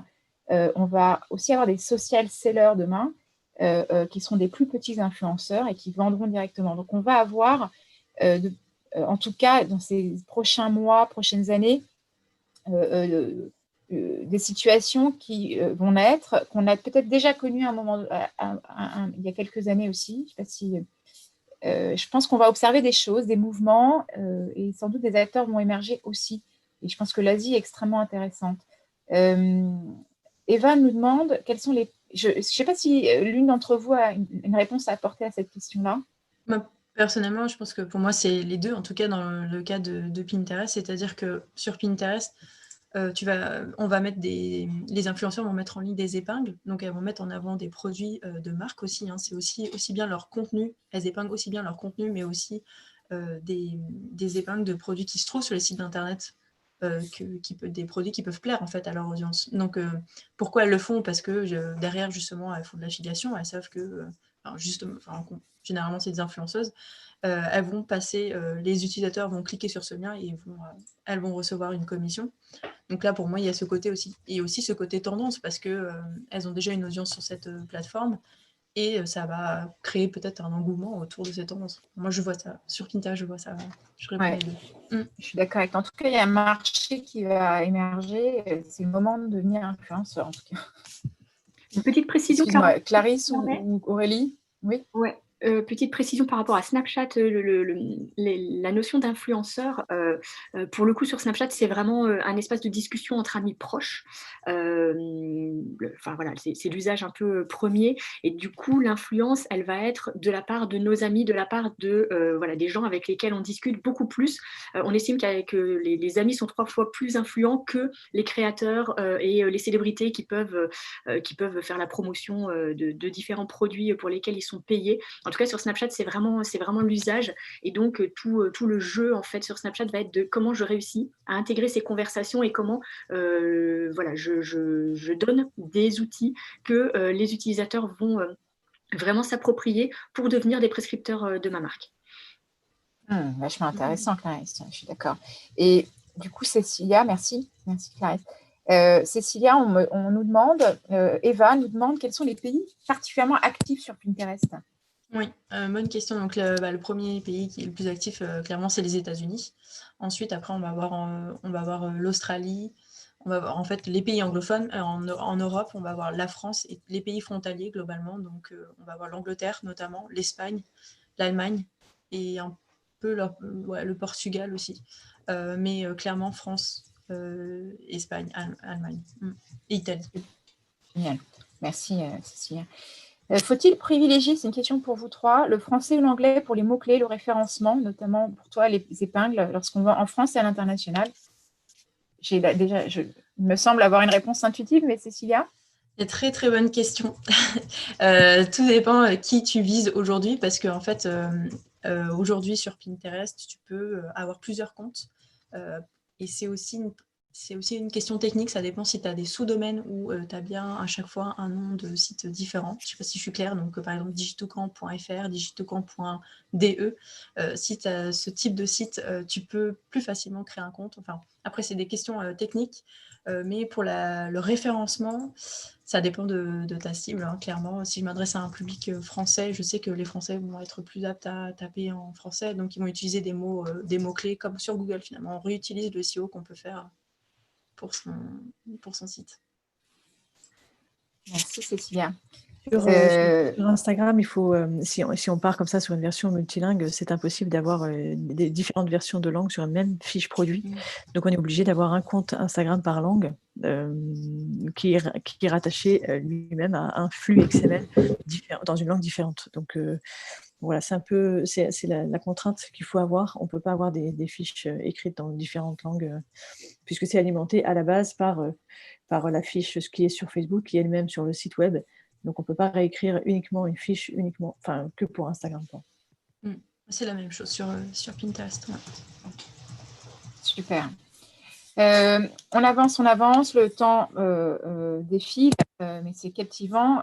Sur la boutique, sur Snapchat, comment ça se passe, Clarisse?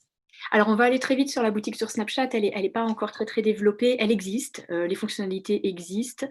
Pour l'instant, elle est disponible uniquement pour les influenceurs. Ça fait un petit moment qu'elle est là d'ailleurs, mais pour l'instant, elle n'a pas été rendue plus accessible que ça. Paiement extérieur à Snapchat, de la même façon que sur les autres réseaux actuellement.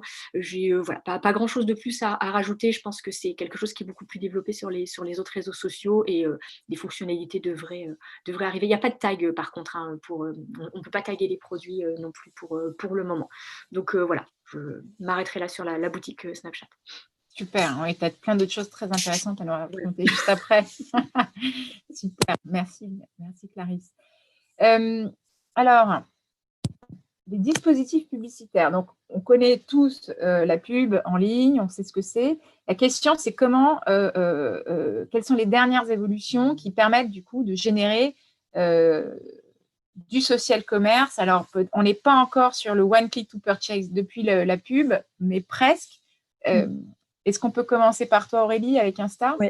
Alors, sur les dispositifs publicitaires, c'est vrai que Instagram est vraiment, on va dire, à la ramasse par rapport à Facebook dans l'histoire des différents formats possibles. C'est-à-dire que ça reste… alors, le côté créatif, différent, innovant, c'est pas sur Instagram qu'on va le trouver. Ça reste très, très pragmatique et très, très simple. On a très peu de… Voilà, on peut faire de la publicité dans le fil d'actualité, dans l'Explorer, dans les Stories, avec des formats qui sont tout simple, vidéo ou photo. Il n'y a pas d'expérience très, très développée autour de ça. À venir, la publicité possible sur IGTV et Reels, ça, ce n'est pas encore le cas aujourd'hui, mais ça va venir évidemment, puisque plus l'audience se développe, plus Instagram va pouvoir sponsoriser ou monétiser, on va dire, cet espace-là. Mais aujourd'hui, voilà, ça reste très limité en termes de possibilités, tout simplement parce que l'application est super simple. Sur Facebook, on est des choses énormes, plein de choses différentes, on s'y perd d'ailleurs, mais sur Instagram, il reste sur des possibilités techniques qui sont très très simples, je pense, pour aussi faciliter l'adoption de ces pubs-là. En fait, quand on est sur Insta, on voit tellement de contenu que l'idée, c'est de voir une pub et de ne pas considérer que c'est une pub, de croire que c'est une publication normale. Et donc, du coup, on se rend compte que c'est une pub quand on voit que c'est un compte qu'on ne suit pas, mais en fait, on se rend assez peu compte de ça. Donc, l'idée, c'est de noyer la pub au milieu des contenus classiques pour pouvoir faire en sorte que la pub soit autant adoptée qu'un contenu normal. Donc, les dispositifs, les emplacements sont très classiques. Et en termes de typologie de publicité, si tu passes à la slide d'après, la seule chose innovante, on va dire, qu'on peut voir sur Insta, c'est ce format-là que je vous montre aussi, qui s'appelle les Collection Ads, qui vous permet de mettre en avant plusieurs produits au sein d'une même publicité et voilà, de pouvoir cliquer sur l'un de ces produits-là pour pouvoir être dirigé ensuite vers la bonne URL. Mais voilà, c'est pas dingue en termes de dispositifs publicitaires et d'innovation au niveau du format. Ça reste très, très simple. Et c'est une volonté de la part d'Insta justement de ne pas mettre la pub sur quelque chose d'extraordinairement différent que le reste pour qu'elle reste adoptée et acceptée par les utilisateurs. Puisqu'on est quand même très, très, très spammé par la publicité sur Instagram, sauf qu'on le perçoit pas autant que sur Facebook, tout simplement parce que ça se noie dans la masse. Aurélie, on avait une question sur le sujet, tu te souviens? Oui. Où est-ce qu'on en est sur les posts sponsorisés versus ouais, c'est-à-dire que plus on poste, plus on a l'impression que ça ne marche pas. Je relis la question. Hein. Non, plus on sponsorise les posts organiques, plus on pense que les posts qui ne sont pas sponsorisés fonctionnent. En fait, non. Enfin, il y a des gens qui disent ça. Moi, personnellement, je ne le constate pas sur mes comptes à moi. Je pense que c'est un biais de la part quand on sponsorise, du coup, on a des chiffres de fou. Parce que pour peu de budget, on peut atteindre beaucoup, beaucoup de personnes. Donc, on a une couverture très, très importante, des impressions très importantes. Et donc, du coup, ça nous fait, on voit que pour 5 €, pour 10 €, pour 20 €, on peut atteindre vraiment beaucoup, beaucoup de monde. Alors que nos posts classiques, évidemment, sans sponsorisation, n'atteignent pas ces chiffres. Donc, je pense que ça nous change quelque chose au niveau de la perception que l'on a, que nos posts organiques, évidemment, du coup, ils n'ont pas autant de performance. Quoi. Je pense que, il y a des gens qui ont cette appréhension-là. J'ai beaucoup de cas de clients qui ne l'ont pas, et moi non plus, je ne l'ai pas. Donc, je pense que c'est une question de perception. D'accord. Mais Instagram n'aurait pas intérêt à faire ça pour eux, quoi, tout simplement, parce que c'est vrai qu'il y a eu énormément cette rumeur-là du côté de Facebook, parce que Facebook, en fait, aujourd'hui, sur Facebook, si on ne sponsorise pas, on n'est pas présent. De toute façon, voilà, personne ne voit nos posts si on ne sponsorise pas. Mais sur Instagram, c'est pas ce qu'ils souhaitent faire, et c'est pas ce que je perçois moi non plus, et à discuter avec énormément de gens, c'est pas ce que tout le monde ressent. Possibilité ouais, vas-y. Tu as les influenceurs aussi, donc tu peux... Ouais, donc ça, c'est quelque chose qui va être, qui est possible pour un certain nombre d'utilisateurs, pas pour tous. Mais donc l'idée un format publicitaire, qu'est-ce qui peut être innovant et qu'est-ce qui peut encore plus passer dans la masse, c'est que vous allez pouvoir, vous, sponsoriser des posts que des influenceurs ont publiés. Donc, c'est déjà possible sur le fil, c'est déjà possible sur les stories. À partir du moment où un influenceur avec lequel vous travaillez a déclaré ce contenu comme étant un contenu avec un partenariat sponsorisé, vous pouvez, booster ces posts-là. Donc, vous avez votre budget, vous avez votre compte publicitaire et vous pouvez sponsoriser un post publié par quelqu'un d'autre, par un influenceur. Et donc, demain, ce sera aussi possible dans les lives et ce sera aussi possible dans les Reels. Donc, certains peuvent déjà le faire aux États-Unis. Donc voilà, c'est l'idée de vous travaillez avec un influenceur, vous le rémunérez pour ça. Lui, à partir du moment où il vous déclare comme étant un partenariat, un partenaire, donc il fait ce travail avec un partenaire parce qu'il est dans une relation sponsorisée, le fait de mettre ce tag-là, partenariat sponsorisé, vous permettra, vous, de booster les lives, de booster les Reels. Super. Super. Alors, on avance. Pinterest, qu'est-ce qu'on peut faire aujourd'hui, Cécilia, d'un point de vue publicitaire, qui peut générer du e-commerce pur? Oui, donc qu'est-ce qu'on peut faire sur Pinterest aujourd'hui? En fait, c'est vrai que par rapport aux autres réseaux sociaux, la nuance aussi avec Pinterest, c'est que 75% du contenu provient des marques.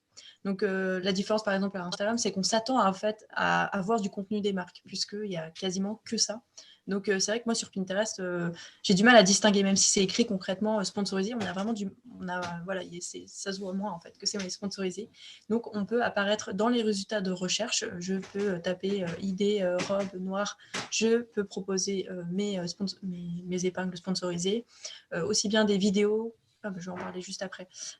Ensuite, dans les contenus similaires, j'en ai parlé tout à l'heure. Au niveau du ciblage, qu'est-ce qu'on va avoir sur Pinterest, on me demande. Donc on va pouvoir retargeter en fait l'audience qui est déjà sur son site internet par centre d'intérêt. On peut connaître sur Pinterest, quand on ouvre un compte Pinterest, les utilisateurs vont indiquer leur centre d'intérêt. Donc mode, fashion, il y a plusieurs catégories sur lesquelles on peut cocher.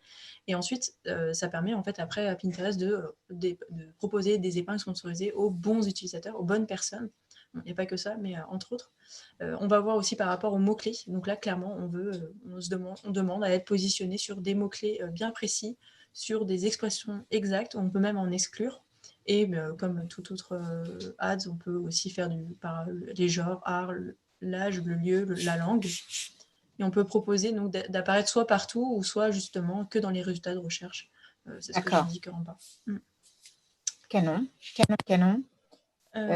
Donc ça, c'est pour les formats, tout simplement. Donc on va avoir le carrousel sponsorisé, on va pouvoir mettre plusieurs épingles.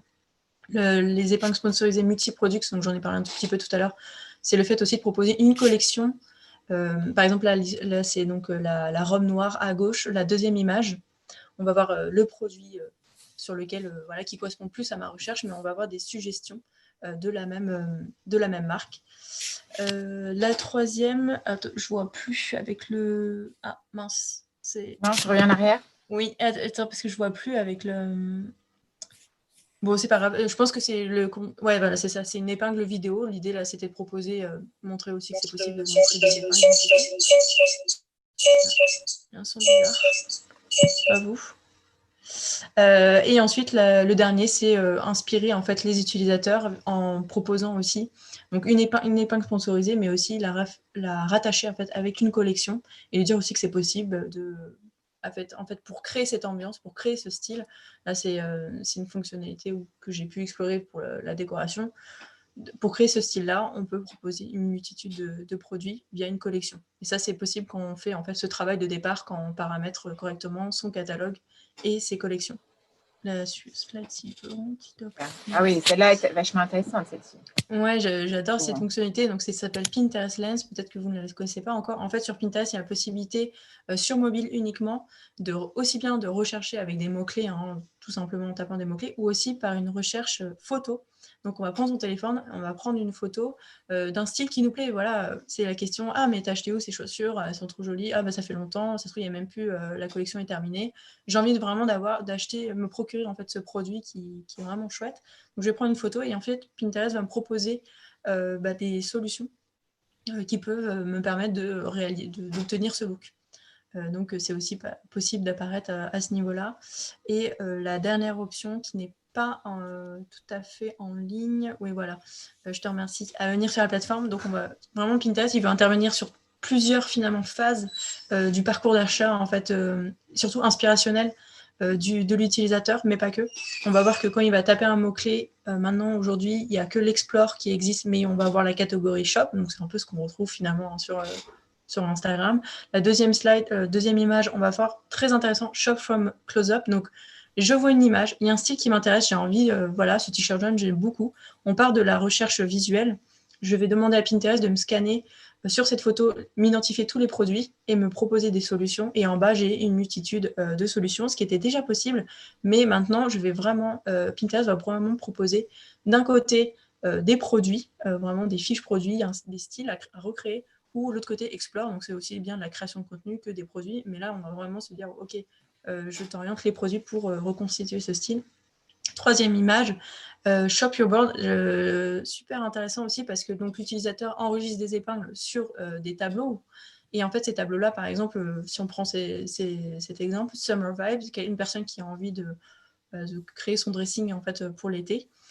Aujourd'hui, il a épinglé toutes ses inspirations, mais concrètement, comment il peut faire pour acheter, pour aller à l'étape suivante. Et là, c'est ce que va faire Pinterest, c'est proposer vraiment que des pins avec un produit, en fait, vraiment le produit. On peut voir, là, il y a le prix, et on pourra aussi intervenir à ce moment-là au niveau du dispositif publicitaire.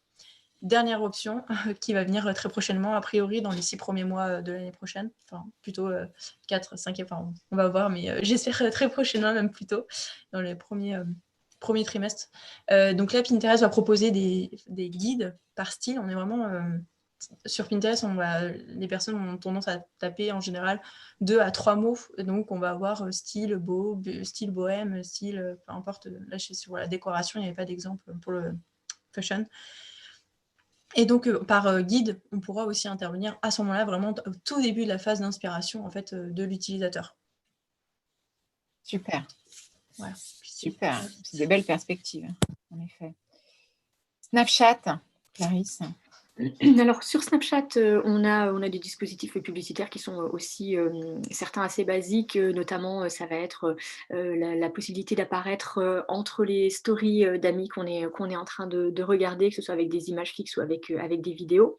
On a le format Collection Ads qui est en bas à gauche, qui correspond avec des petites vignettes en dessous, voilà, qui correspond un petit peu au format qu'on a vu tout à l'heure sur Insta. Vous avez les story ads également, qui sont des stories littéralement sponsorisées, donc vous pouvez mettre de 3 à 20 snaps à l'intérieur, et elles sont diffusées dans une section qui est une section premium, parce que c'est la section Discover, qui est une section dans laquelle il y a en fait que des partenariats avec des grands médias français qui vont proposer soit des éditions spéciales quotidiennes de leurs médias, soit d'autres qui vont faire des shows également quotidiens ou hebdomadaires, enfin il y a un petit peu de tout. Et en tout cas, c'est un endroit dans lequel tout ce qui est posté est vérifié, validé. Donc ça permet quand même d'avoir un endroit qui est, en termes de brand safety, qui est hyper intéressant. Donc, il faut vraiment le préciser. Je précise aussi que les publicités sont skippables pour la plupart. On a un format qui est non skippable sur les 6 premières secondes également, voilà, qui existe. Il y a des géofilters également, qui sont des filtres qui sont géolocalisés, qui peuvent être intéressants également en magasin pour faire un petit peu la promo de la marque. Et puis, un format que je trouvais aussi très intéressant sûrement pour tout ce qui concerne la mode, c'est les Dynamic Product Ads. On est sur en fait un format qui va permettre de retargeter pardon. Excuse-moi, j'ai changé de slide. Non, c'est pas grave. C'est un format qui permet de retargeter les visiteurs, en fait. Ça marche avec un pixel. Et en fait, on va retargeter les visiteurs de votre site et on va pouvoir, en fonction des pages qui sont vues, en fonction des articles qui sont mis en panier ou qui ont déjà été achetés, on va pouvoir retargeter les gens quand ils vont revenir sur Snapchat, et ça va se faire en automatique. Vous mettez vos templates, vous mettez votre catalogue produit, et en fait, en automatique, ça match au moment où la personne arrive sur Snapchat. Proposer, tiens, vous aviez mis ce produit-là au panier, mais vous n'avez pas acheté, je vous le remontre. Et depuis là, vous allez pouvoir retourner directement sur la fiche produit. Donc ça, c'est un petit peu tous les formats publicitaires qui peuvent exister. Je vous ai mis un petit peu les différents placements où on peut être. Donc c'est entre les stories, c'est sur Discover, donc avec les shows. Dans les jeux, il y a également toute une plateforme de jeu à l'intérieur de Snapchat sur laquelle on joue entre amis, parce que tout est très social sur Snapchat, on fait tout avec nos amis. Donc on peut apparaître également avec des formats publicitaires à l'intérieur des jeux. Et puis il y a dans la caméra directement, ça c'est un peu le grand principe de Snapchat. Snapchat s'ouvre sur la caméra. La caméra, c'est devenu un petit peu la caméra par défaut pour l'usage de beaucoup d'utilisateurs de Snapchat qui vont aller directement prendre des photos à l'intérieur de Snapchat parce qu'ils peuvent contextualiser après avec pas mal d'éléments. Et à l'intérieur de cette caméra, c'est là que vous allez trouver notamment les lenses en réalité augmentée dont on va parler après et d'autres dispositifs également. Donc, il y a des dispositifs publicitaires qui sont également à l'intérieur de la caméra. Ça, c'est une spécificité de Snapchat. Cet outil caméra, il est vraiment dans les usages. C'est quelque chose, en fait, tous les gens qui vont sur Snapchat commencent par filmer, prendre des photos, etc. Même s'ils ne les diffusent pas forcément sur Snapchat, en tout cas, ils les gardent. Donc, c'est très important d'avoir la puissance de la caméra de Snapchat. On passe au dispositif un petit peu spécifique. Snapchat est en train de déployer des apps qu'ils ont appelées Mini. Ce sont des apps qui sont à l'intérieur de Snapchat et qui sont disponibles dans le chat. Donc, ça veut dire qu'à nouveau, je dois, pour utiliser ces applis, je les utilise avec mes amis. Donc, je vais dans le chat, je vais discuter avec mes amis et j'ai ces petites applis qui apparaissent. Donc, n'importe quelle marque peut proposer à Snapchat sa propre mini application. C'est un partenariat en fait avec Snapchat. Là actuellement, ce qui se rapproche le plus du social commerce, c'est une appli mini de Atom qui consiste à acheter ses billets de cinéma. Voilà, on peut acheter les places de cinéma, on est ensemble entre amis en train de discuter, on choisit notre film, on choisit nos places, etc. Et on fait tout ça, donc on achète directement. Alors là encore, on n'est pas tout à fait, on n'achète pas à l'intérieur de Snapchat, on n'a pas la fonctionnalité, mais dès qu'on a fini ça, en fait, on clique et on est redirigé vers le site et ça nous permet d'acheter nos tickets directement sur le site. Donc voilà, pour l'instant, c'est du cinéma, mais demain, ça peut être n'importe quelle appli, n'importe quel produit. Donc les propositions sont ouvertes, il faut proposer à Snapchat directement pour avoir la possibilité d'avoir ces applis directement. Soyez audacieux parce que Snapchat cherche quand même des coûts à faire. Hein. Snapchat a pas mal de propositions également, voilà, tout à fait. Et il ne faut pas hésiter à leur proposer ou à leur demander des choses. On peut obtenir pas mal de choses avec Snapchat quand on les connaît bien. J'en profite d'ailleurs, j'ai oublié de vous préciser que j'ai aussi une offre justement pour les publicités sur Snapchat. Si vous dépensez 1 000 € d'achat média, Snapchat vous offre 1 000 € également. C'est une offre que j'ai avec eux. Bravo. Donc, ça peut être intéressant pour tester justement ces formats publicitaires. Snapchat, on connaît des fois un petit peu moins et on ose moins y aller. Donc voilà, n'hésitez pas à venir me voir pour en parler un petit peu plus en détail. J'ai pas trop le temps de rentrer trop dans les détails là. Je voulais parler d'un autre format également qui est sur Bitmoji. Les Bitmoji, c'est les petits avatars en fait qui représentent chaque utilisateur en fait sur Snapchat. Ils sont entièrement personnalisables de plus en plus. Et puis il y a cette fonctionnalité, donc on peut leur donner des aspects, des caractéristiques sur le visage, les cheveux, la couleur des yeux, etc. Même la forme du corps, etc. Et puis, du coup, on habille ces Bitmoji et les vêtements, certains vêtements sont proposés par des marques. Donc là, on voit que c'est Jordan de Nike et Ralph Lauren qui proposent ces vêtements, mais ça peut être un bon moyen également de montrer ce qu'on a à proposer par notre marque. Donc, c'est un moyen un petit peu différent. Là encore, vous voyez que c'est quand même plutôt des grosses marques pour le moment. Je ne peux pas vous garantir que ce sera disponible pour n'importe qui, mais ça mérite, ça vaut encore le coup de leur demander également directement. Moi, je trouve ça très cool. Je trouve ça très cool et je sais qu'on a des gens de cool qui nous suivent. Donc, ça une devrait marque est forte comme ça, c'est super après. Alors, on avance. Il y avait un petit dispositif également après de reconnaissance d'image. Comme je le disais tout à l'heure, vu que la caméra, c'est au centre des usages sur Snapchat, quand vous ouvrez la caméra, alors pour l'instant, c'est disponible qu'aux US, mais pourtant, ça fait hyper longtemps que ça existe, donc je ne sais pas pourquoi ça se déploie pas plus. Quand vous ouvrez la caméra, en fait, quand vous appuyez sur votre écran, vous pointez en fait quelque chose et vous dites à Snapchat d'essayer de reconnaître. Alors, soit il reconnaît l'image, soit il reconnaît le son également, il y a un partenariat avec Shazam, soit il recherche en fait des éléments. Et si vous pointez quelque chose, par exemple, là, à côté de vous, il y a quelqu'un qui a des super sneakers et vous trouvez ça trop chouette, mais vous n'osez même pas parler à la personne pour lui demander ce que c'est. Vous pointez votre caméra avec votre doigt et directement, la reconnaissance d'image va faire son travail sur Snapchat et va vous renvoyer directement vers la page produit du produit qu'il aura reconnu sur Amazon. C'est un partenariat qui existe avec Amazon pour le moment. Et vous pouvez acheter directement le produit que vous avez trouvé à côté de vous. Et puis, cette reconnaissance d'image, elle va exister également pour déclencher une expérience en réalité augmentée. Par exemple, ça fonctionne sur un logo. Là, c'est en ce moment même, ça fonctionne avec le logo Ralph Lauren. Et puis, ça peut fonctionner sur tout type d'image. Après, c'est des choses qui restent à inventer, en fait, à imaginer avec la créativité et l'originalité que vous avez pour pouvoir déclencher des expériences en réalité augmentée. Mais on va parler également un tout petit peu après. La réalité augmentée, elle est déjà disponible en France, par contre. Ah oui, c'est totalement disponible depuis très longtemps sur Snapchat. Il n'y a que le catalogue Amazon, le partenariat. Oui. Mais ouais, super. C'est sûr que quand on voit là, sur les Fashion Week, on a eu des gros events en réalité virtuelle ou en réalité augmentée pour certains, pour certaines marques. Ce qui est sûr, c'est qu'il y a un sujet de prolonger l'expérience sur une audience plus large aussi, pourquoi pas. Super. Merci Clarisse. Instagram et la réalité augmentée.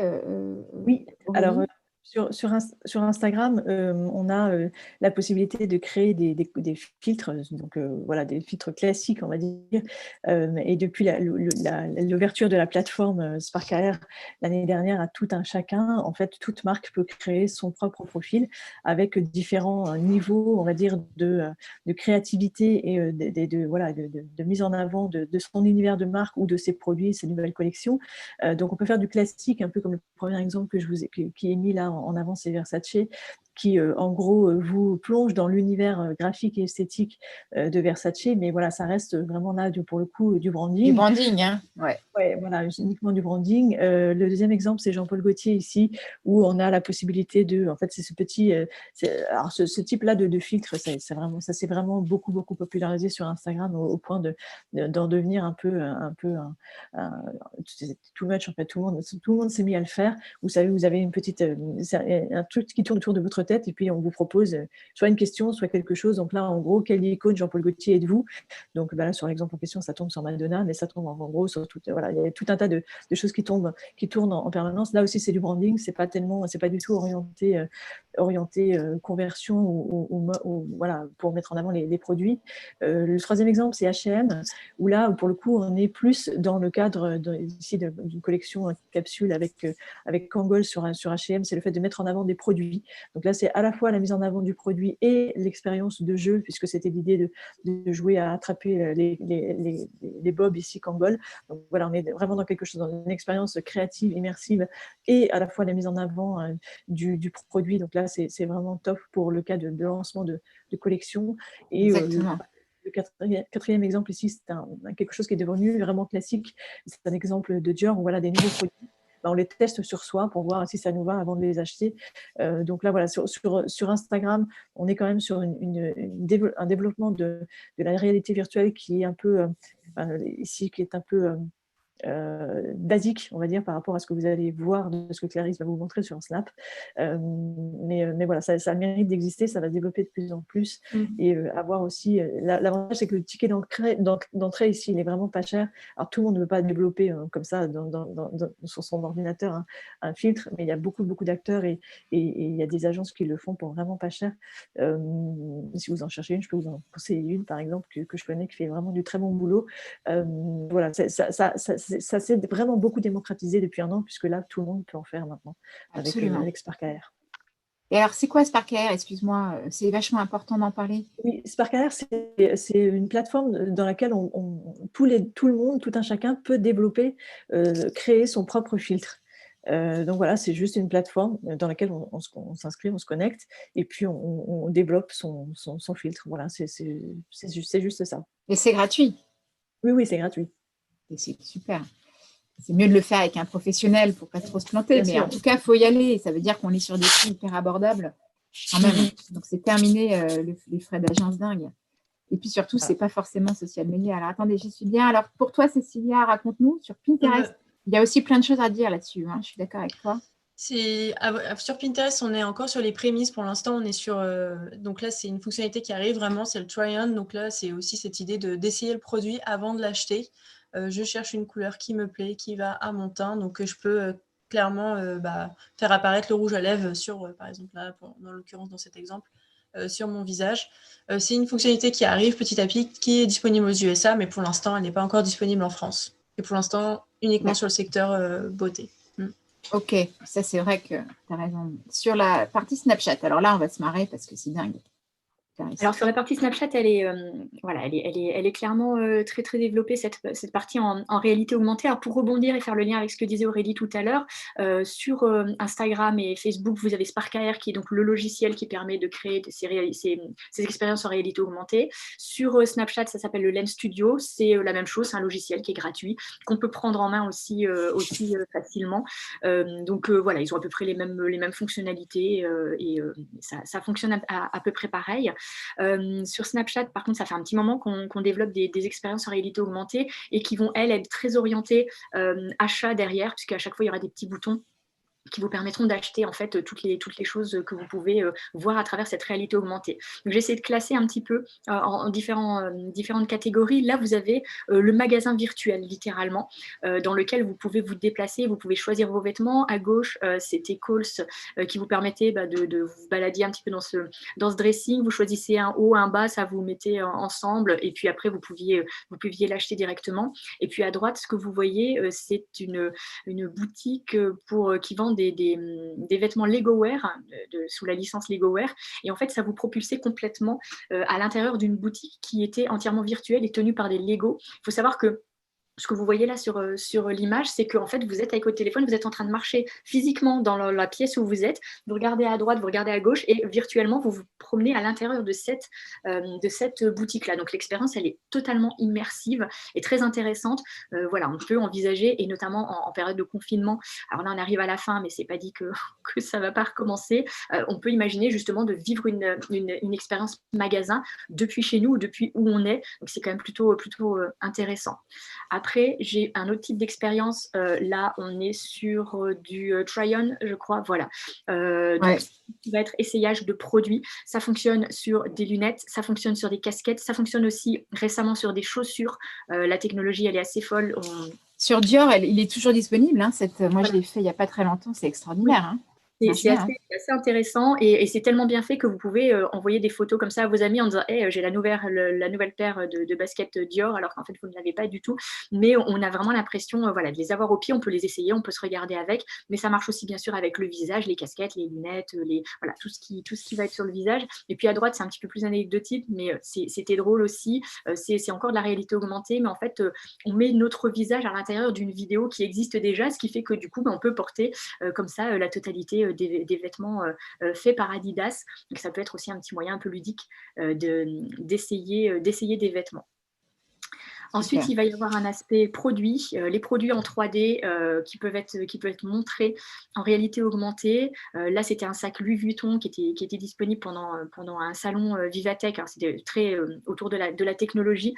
Ça a beaucoup marché. Vous voyez, c'est sur une petite carte. En fait, ça reconnaît l'image qui est sur la carte et ça déploie comme ça ce sac en réalité augmentée. La qualité, en plus de l'image, elle était assez folle là, entre tout ce que j'ai fait. Hein. J'en ai fait un gif, voilà, la bande passante et tout ça, vous ne le voyez pas aussi bien que vous devriez le voir, mais c'est quand même hyper intéressant de pouvoir avoir finalement ce produit avec soi partout, uniquement en ayant cette petite carte qui tient dans la poche. Et puis l'exemple de droite, c'est sur une page, alors c'est une page qui s'appelle Brand Profile, c'est la possibilité en fait pour les marques de tout mettre tout leur contenu au même endroit, et notamment tous les contenus qu'ils ont créés en réalité augmentée. Et je vous ai encadré la petite robe, alors je suis désolée, c'est très petit, mais en fait c'est une robe Dior qui a été entièrement matérialisée en 3D et qui tourne en fait, et vous pouvez la voir complètement. Et voilà, quand on est sur des produits de luxe, vous imaginez que la qualité, c'est très intéressant de pouvoir voir ces produits comme ça en 3D et tourner autour. Je me permets juste de rebondir là-dessus, effectivement, parce que cette robe, petite robe noire Dior, elle est aussi sur Instagram dans le filtre. Donc, ça veut dire aussi que vous pouvez mutualiser il y a des choses que vous pouvez faire à la fois sur Snap et sur Insta. Voilà, si vous voulez économiser des coûts. Et sachez qu'il y a quand même des choses qui sont déduplicables sur plusieurs réseaux.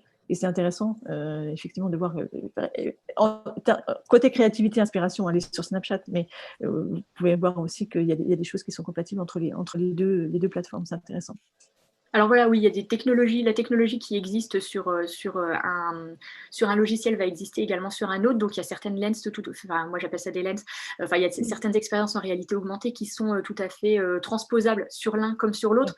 Par contre, en termes de coût, notez bien quand même que c'est deux logiciels qu'il faut utiliser. Donc c'est deux lens à faire différentes. Après, si vous avez des prestataires qui travaillent sur les deux, bien évidemment, ils mutualisent les coûts là-dessus sans problème. Et la 3D, ça coûte plus cher que la réalité augmentée dans ce qu'on a pu voir avant? C'est-à-dire qu'il y a des templates plus faciles ou finalement c'est les mêmes prix, c'est que les prix de création qui posent problème? La 3D, qui génère des coûts, je veux dire. C'est quelque chose qui est à part de toute façon et qui est de plus en plus créé à la base par les marques quand elles vont mettre directement sur leur fiche produit, en fait, où elles vont mettre de plus en plus leurs produits en 3D. Nous, on n'intervient pas en fait au niveau des réseaux sociaux, on n'intervient pas sur la 3D, on récupère les images en 3D et on les met en scène dans la lens ou le filtre. Oui, tu as raison, ma question était mal formulée. La question de fond, c'est combien ça coûte de faire un lens? Finalement, c'est le coût du contenu parce que où il y a quand même un fees à payer.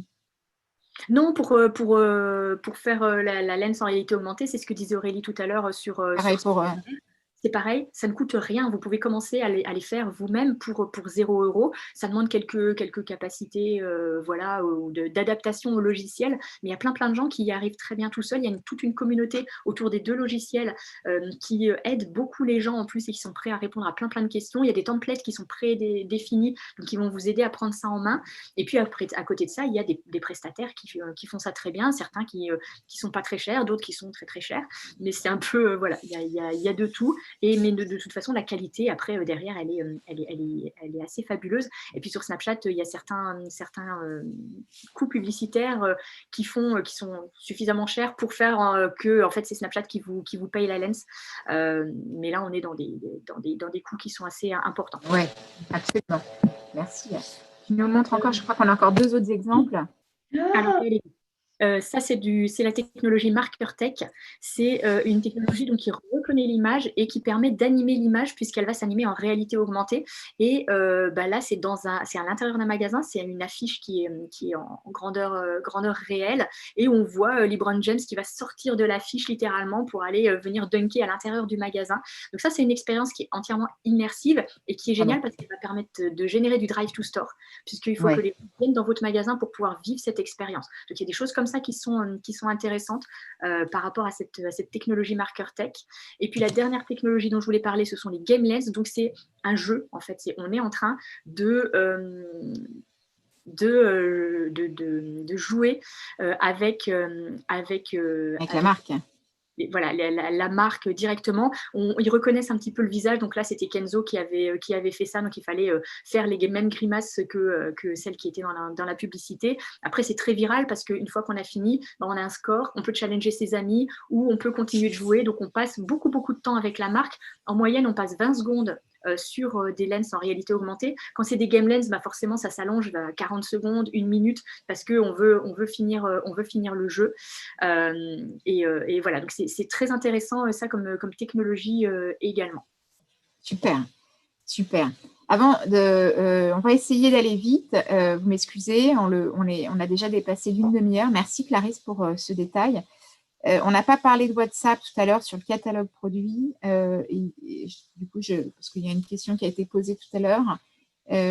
Aurélie, avant de rentrer dans le checkout, est-ce que tu pourras répondre rapidement sur comment on utilise WhatsApp aujourd'hui avec le catalogue? Je pense que c'est important d'en parler. En fait, justement, c'est ce qui arrive là sur le checkout, la fonctionnalité de checkout boutique.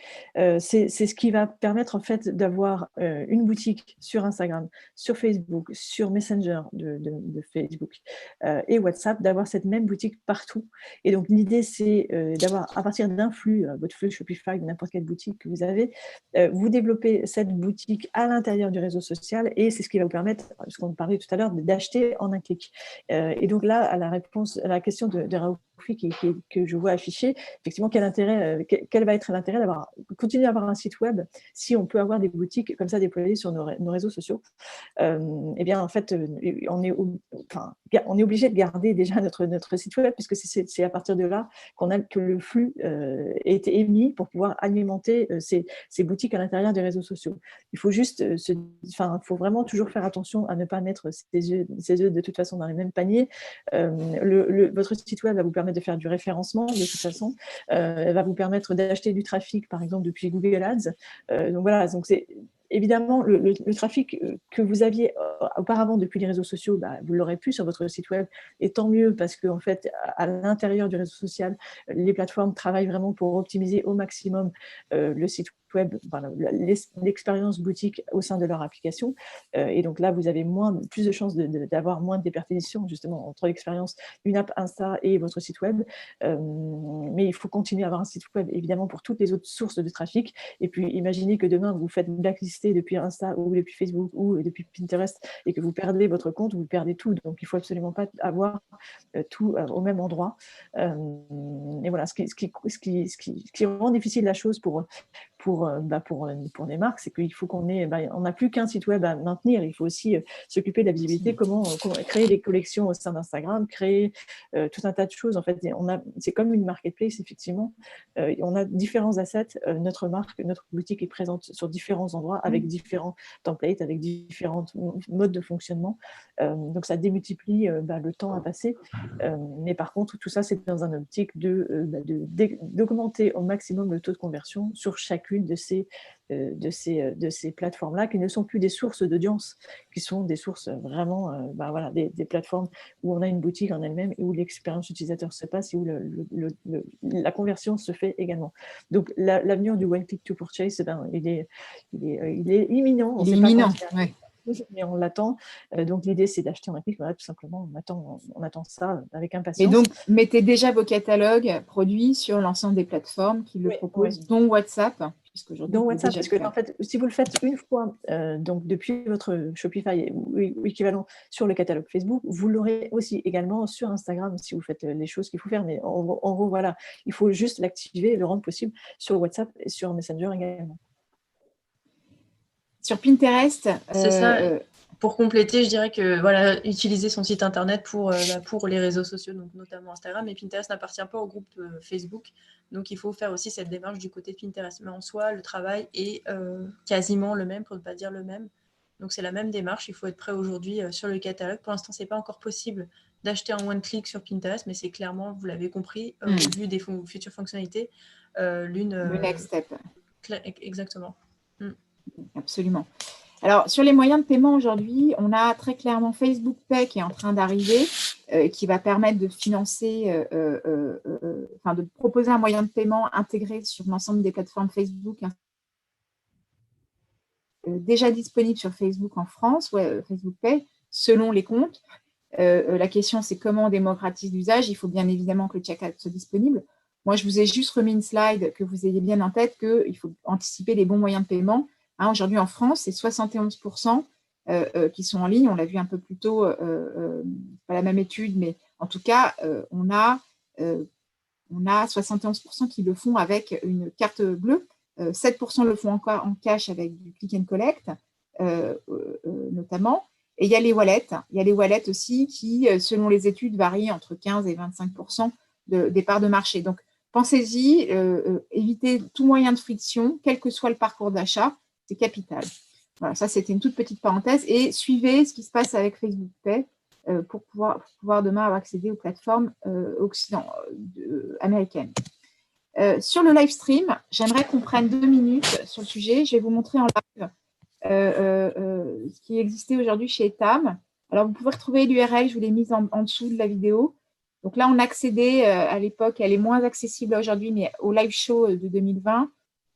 Très rapidement, on y accède là. Et ça permettait, à l'issue du show, du défilé de mode, on avait une grande influenceuse qui finalement animait en live auprès de toute la communauté finalement le décryptage des tendances de cette saison. Et en fait, vous pouviez, via cette vidéo, cliquer sur les produits directement et ça vous renvoyait vers le site. Donc là, on est sur une plateforme qui n'est pas en one click to purchase, on y est bientôt. Il y a des sites qui le font, les plateformes asiatiques le font, type Alibaba, type WeChat et autres. Nous, en France, on n'y est pas encore, mais il y a plein d'outils qui commencent à se développer. Si vous le souhaitez, on pourra faire une session dédiée au live streaming avec des solutions qui viendront vous présenter ce qu'elles font. On peut le faire en SaaS ou pas. Vous voyez, et donc, il y a à la fois un chat, du live stream et de l'achat. C'est extrêmement novateur. On serait ravis de pouvoir interviewer la CEO d'Etam sur ce sujet-là. Et c'est ça demain, pour moi, le social commerce, c'est-à-dire que finalement, quel que soit le parcours, le moment, l'étape du parcours d'achat, eh bien, on soit capable d'acheter tout de suite, de répondre en simultané par des outils conversationnels, voilà, avec l'ensemble des points de contact qui se multiplient, et les filles vous en ont parlé juste avant, eh bien, permettent d'accéder très rapidement en un clic demain à un achat possible ou à un conseil. Je vous ai mis quelques chiffres à côté, mais typiquement, le CEO de Taobao vous dit qu'aujourd'hui, le live streaming, ce n'est pas seulement une fonctionnalité, ça va devenir le mainstream du modèle e-commerce. C'est-à-dire que, je ne sais pas si je peux, en cliquant là-dessus, ouvrir une fenêtre. Ouf. Toujours, mais on voit un live stream en Chine sur TikTok, et vous voyez, elle est en plein, voilà, il y a plein de vidéos à titre d'exemple, mais je trouvais ça extrêmement intéressant de vous le partager. Hop. Pardon, j'avance. Donc, on pourra faire un focus là-dessus. Le dernier point qui est sur le social commerce, qui est extrêmement intéressant, dont on parle beaucoup moins en France, qui est très méconnu, qui existe beaucoup en B2B, c'est le social selling. Donc, il s'agit d'avoir des personnes qui représentent la marque. Ça peut être des influenceurs, mais ça peut aussi être des social sellers. Dans certains pays, j'en parlais tout à l'heure, notamment l'Italie ou le Portugal, vous avez des modèles économiques comme cela. Et du coup, on a une marque aujourd'hui qui fait ça, qui s'appelle Joli Moi, et qui a des influenceuses, des stylistes beauté, qui finalement sont des porte-parole de la marque et qui agissent auprès de leur communauté, comme une influenceuse peut le faire, et qui peut même jusqu'à aller vendre en live les produits avec ses propres moyens de logistique. Voilà. Donc ça, c'est un sujet qui est encore méconnu, et moi, je serais ravie, si vous avez des feedbacks ou des expériences à partager, de vous faire d'échanger là-dessus, parce que c'est un vrai levier finalement d'opportunités supplémentaires, parce que là, on est un peu comme le disait tout à l'heure Clarisse sur Snapchat, c'est un entourage proche, ce n'est pas des gens qui nous paraissent très loin de nous, et du coup, on est dans une relation de proximité extrêmement forte. Ça peut être un bon relais. Maintenant, il faut que le produit s'y prête, que la marque s'y prête, mais c'est très intéressant. Je n'irai pas plus loin. L'idée, c'était déjà d'avancer. Voilà. La super app, alors là, Oui. c'est le carton absolu de demain sur le marché européen. Je vous invite, alors on est très limité en France sur notre capacité à suivre les contenus du marché chinois, par exemple, mais WeChat, plus d'1 milliard de gens l'ont téléchargé. On ne fait rien sans WeChat. Tous les expats vous le disent, ça va de la traduction. Ça englobe l'ensemble des fonctionnalités qu'on peut connaître sur l'ensemble des applications et sites e-commerce. On fait tout. Et les marques là-bas se sont complètement appropriées. D'ailleurs, on a du mal à comprendre certaines réticences pour les marketplaces en Europe, pour certaines grandes marques de luxe, alors qu'elles y sont là-bas, alors que finalement, les expériences fonctionnelles restent un peu les mêmes. Mais je ne sais pas si on n'aura pas le temps de voir la démonstration de WeChat, mais vous pouvez tout faire. Je vous invite, allez-y après la séance en replay. Oui, l'immense avantage. C'est extrêmement intéressant. Oui, l'immense avantage. On va s'arrêter là. Je dirais qu'on a plein de conseils à vous donner. Aurélie, Clarisse et Cécilia vous ont partagé beaucoup de détails de la capacité qu'ont les marques aujourd'hui à communiquer et à vendre via les réseaux sociaux. Vous avez une idée de la perspective qui vous attend. Donc, là, le social commerce, ça y est, il est déjà là. Il doit faire partie de vos stratégies de demain. Donc, il faut que vous soyez curieux et que vous y alliez. Il ne faut pas avoir peur. Il y a plein d'experts qui sont là pour vous aider, et notamment Aurélie, Cécilia et Clarisse. Positionnez-vous tôt, c'était le premier message qu'Aurélie vous a donné. Il faut être tout de suite dans les nouvelles fonctionnalités, parce qu'Instagram cherche en permanence des bêta-testeurs, et si vous êtes toujours un peu à la traîne, ils n'auront pas forcément l'opportunité de penser à vous après. S'équiper des bons outils pour faciliter l'envoi de ces données, un flux XML, c'est top. Donc Shopify, on en a beaucoup parlé aujourd'hui, mais il y a d'autres façons de le faire. Il y a des solutions qui existent sur étagère, donc ne voyez pas ça comme un frein. C'est un modèle économique au forfait mensuel, et si je ne dis pas de bêtises. Pensez SEO, ça revient sur les réseaux sociaux, on les avait un peu écartés, mais ça revient, ça va être de plus en plus vrai avec tout ça. Et surtout, comprenez le SEO pour pouvoir y appliquer les nouvelles mécaniques. Informez-vous régulièrement sur les nouveaux outils. On vous a parlé, la réalité augmentée, elle est disponible quasiment gratuitement, donc tentez. Pensez à multiplier les points de contact en utilisant différents canaux, différents formats et des options de retargeting. Capital. On dit ne pas mettre tous ses œufs dans le même panier, c'est vrai. Enfin, restez en contact avec les acteurs émergents, inspirez-vous de leurs expériences, au sens UX. On est très clairement sur une tendance autour de l'émotion et plus seulement de la fonctionnalité. Donc, intégrer les fonctionnalités des réseaux sociaux au sein de vos parcours, non pas pour partager simplement un contenu, mais bien pour apporter de la valeur et du sens à votre client. Et du coup, être aussi accessible au moment de la vente. Pensez au fait que demain, les marques qui vont faire la différence, c'est des marques qui seront social friendly et plus seulement e-commerce friendly ou social media friendly. Voilà. Je vois qu'on a encore quelques questions. Je sais qu'on a largement dépassé le temps imparti, qui nous est imparti. Avant de répondre aux questions, est-ce que Aurélie, Cécilia et Clarisse, vous avez d'autres choses à ajouter? Pour ma part, non, c'est déjà bien riche. On t'entend de loin, Aurélie. Ah, vous m'entendez là? Est-ce que vous m'entendez mieux? Oui, non, parce que je voulais juste dire que c'est marrant à quel point il y a des ponts possibles ou des similarités entre les uns et les autres. Snap et Insta, Snap et Pinterest très peu, Insta et Pinterest où il y a des choses où vous allez développer, vous allez penser. Donc surtout ne vous mettez pas, comme vous disiez, pas les œufs dans le même panier, c'est-à-dire pas tous sur un seul et même réseau social, mais quand vous développez des choses, vous pouvez vraiment voir des ponts faciles à faire entre les uns et les autres. Il faut vraiment en profiter pour pouvoir justement vous développer sur plusieurs réseaux en même temps, surtout sur la mode où finalement il y a des secteurs d'activité où franchement c'est peut-être pas la peine d'aller sur de l'Instagram si vous êtes un pur B2B et que vous faites du BTP par exemple. Là franchement ça sert à rien, mais la mode elle est vraiment compatible avec tous les réseaux sociaux et donc c'est l'avantage que vous avez. Donc si vous devez faire des choix, moi, je dirais éviter d'en faire trop, quoi.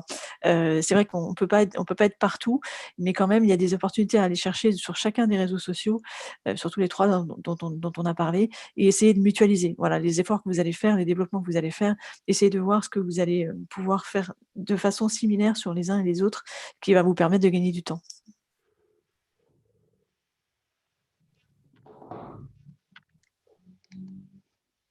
Je m'étais mise en muet, excusez-moi. Combien ça coûte de travailler avec vous, les filles? C'est accessible pour les marques, même pour des petites marques? Qu'est-ce que vous conseillez?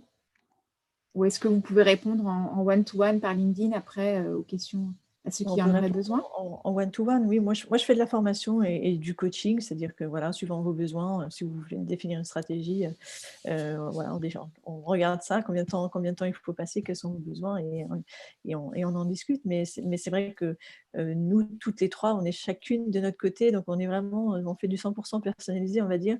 Je parle pour au nom de vous, Clarisse et Cécilia, mais participer aussi.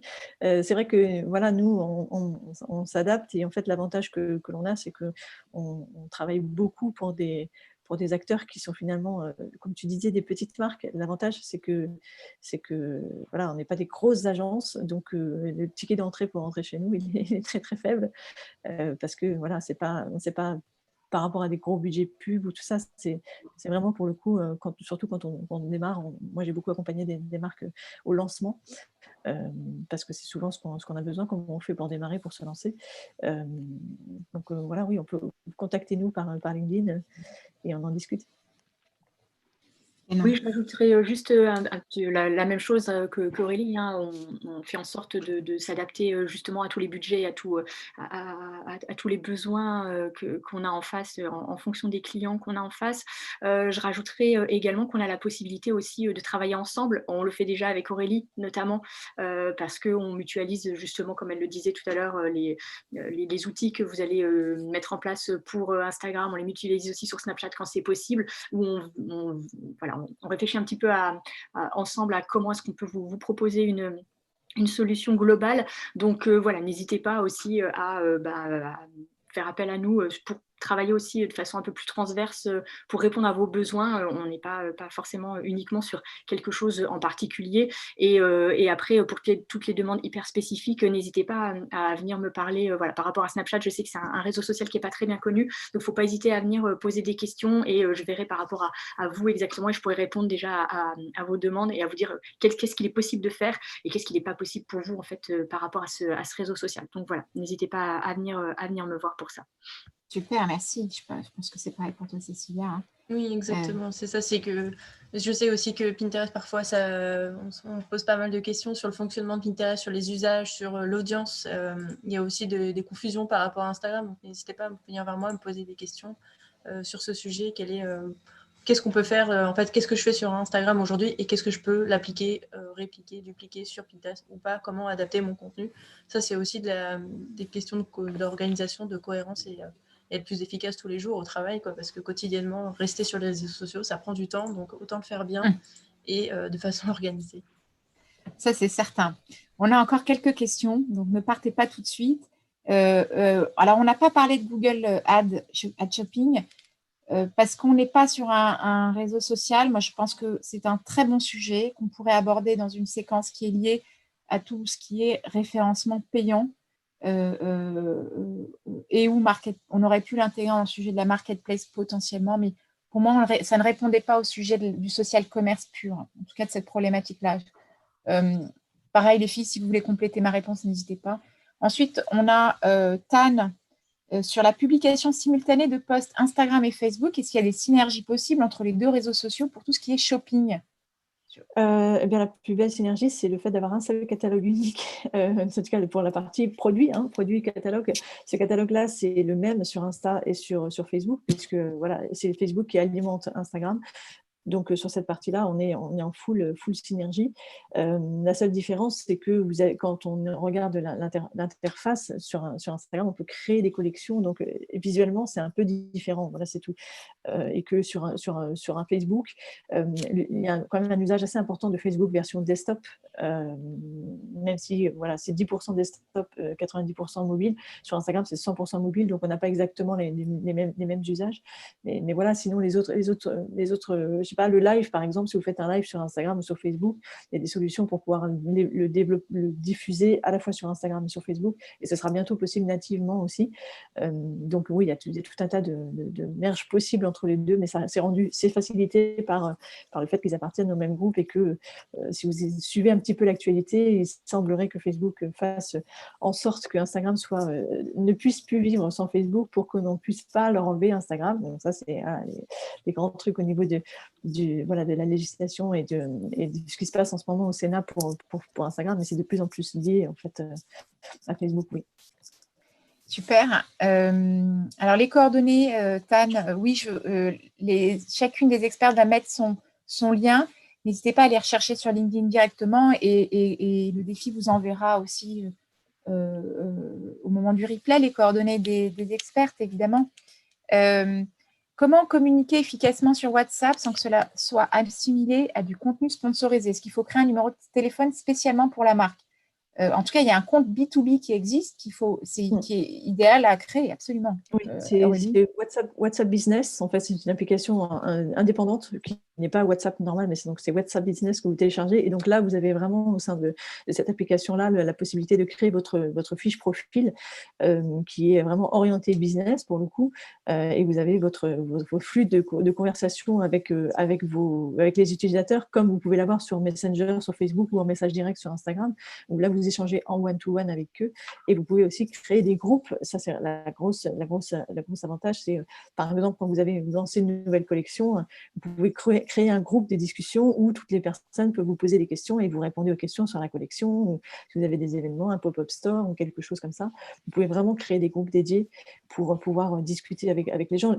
La discussion, c'est vraiment le gros point fort de WhatsApp et aussi d'Instagram, c'est que vous discutez en one-to-one avec les marques, surtout si vous êtes une petite marque, jouez à fond sur cet aspect-là, puisque c'est ce qui vous différencie des grandes marques personnelles qui ne peuvent pas communiquer avec leur clientèle, puisqu'il y en a trop, et que finalement, qui est derrière, je vais prendre Zara par exemple, mais qui incarne Zara, qui est le fondateur de Zara? En fait, quand on va chez Zara dans une boutique, on n'échange pas avec le fondateur de Zara, c'est énorme. Alors que si vous êtes une petite marque et que vous êtes un créateur, que c'est vous, c'est vos produits, pensez que les gens vont avoir l'affect que les gens vont avoir avec vous parce qu'ils sont en relation avec vous, le créateur, c'est juste énorme, ça vous apporte un énorme avantage et surtout, répondez aux sollicitations que vous avez en commentaire, en message privé. C'est un plus qui est juste phénoménal par rapport aux grandes marques impersonnelles, on va dire, qui ne peuvent pas jouer cette carte-là, évidemment. Oui, absolument. On a surtout avec le confinement, la notion de proximité est essentielle dans la relation avec les clients et les prospects. Dernière question, combien de produits faut-il mettre en ligne pour une marque en lancement sur les réseaux sociaux dans le catalogue shopping? On met tout, on ne met pas tout. Parce que typiquement sur les marketplaces, pour ceux qui ont suivi la session il y a 2 semaines, on disait de ne pas tout mettre parce que justement, l'idée, c'est de ne pas cannibaliser son offre. Bah oui, c'est des stratégies. En fait. C'est ce que vous pouvez. Enfin, c'est à décider effectivement de ce que vous voulez faire. Là, pour le coup, c'est est-ce que vous faites de l'exclusivité, est-ce que vous voulez. Plus vous avez de produits, plus c'est difficile de communiquer dessus. On le voit bien. Des grands. Si vous voyez les pubs dans sur Facebook notamment, si vous avez des pubs d'AliExpress qui vous arrivent, vous voyez des canevas pas possibles de nombre de produits, vous avez, je ne sais même pas quelle est la limite d'ailleurs, il peut bien y avoir au moins 50 produits différents et trop d'offres, tu l'offres en fait, effectivement. Et plus vous allez avoir de choses, moins vous allez pouvoir communiquer sur un produit en question. Moi, je suis vraiment partisane de restreindre effectivement pour bien communiquer autour de ces produits-là que vous allez pouvoir mettre en avant et plus vous allez en avoir, plus vous allez diffuser votre message. Et il va être moins clair, quoi. Donc, oui, donc les réseaux sociaux ne vont pas réinventer les stratégies de merchandising non plus. Donc ça, c'est plutôt une bonne nouvelle. Gardez vos réflexes classiques de retailer. Ils sont les bons. Hein. Fiez-vous à votre... je crois qu'on a tout dit. Je crois qu'on n'a plus de slide derrière. Merci pour votre temps parce qu'on a fait presque 2 heures. Je peux dire que c'est un record. C'était extrêmement détaillé. On a fait l'hélicoptère ensemble sur une vision stratégique de demain, comment ça va venir bouleverser votre usage. Et en même temps, on est rentré dans de la fonctionnalité pure. Merci à tous pour votre écoute, vos questions. N'hésitez pas à nous faire tous vos feedbacks, on en a besoin, à la fois pour nous améliorer et aussi pour nous conforter sur est-ce qu'on a fait les bons choix. Clarisse, est-ce que tu veux clôturer cette 12e session? Non, un immense merci parce que c'était extrêmement dense, extrêmement riche et ça mérite sans doute peut-être une suite. En tous les cas, merci à Aurélie, Clarisse et Cécilia. Merci à Carole d'avoir monté ce programme. Et puis, bonne journée, bonne semaine à tous. Merci Clarisse. Merci Clarisse. Au revoir. Cécilia, Aurélie, un plaisir pour ce moment.